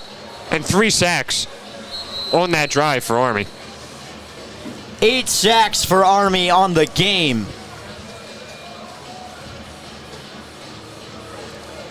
I mean, like I started to say, that's the last thing you want. Last drive of the game, quarterback gets hit 3 times. Leaves a sour, Yes. a bad taste in your mouth, for And, sure. and it's also a risk of injury. God forbid Evan Simon gets hurt on that final drive. That's the last thing you want in a game that's not even close. In the game now, it's Cale Helms. Running up the middle was Helms on a QB keeper with 35 seconds to play in the game. Army keeping their foot on the necks of the Owls. 20 seconds to play in the ball game here at Lincoln Financial Fields. Jeff Monken takes the stroll across the field for the Black Knights. And the Army goes rolling along to 4-0. Their first 4-0 start since 2017, their third overall in the last 28 years. A triumphant victory for the Army, and they move to 3-0 in the American Conference in their first season as a member of the AAC. A dominant win all around for Army. Can't ask for a better start to joining conference play if you're the Black Knights.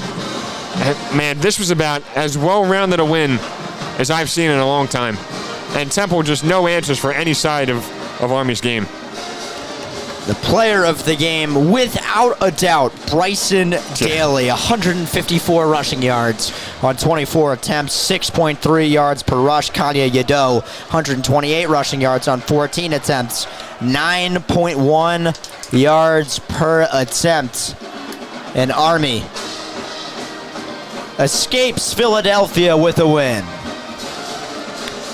We saw a star tonight in Bryson Daly.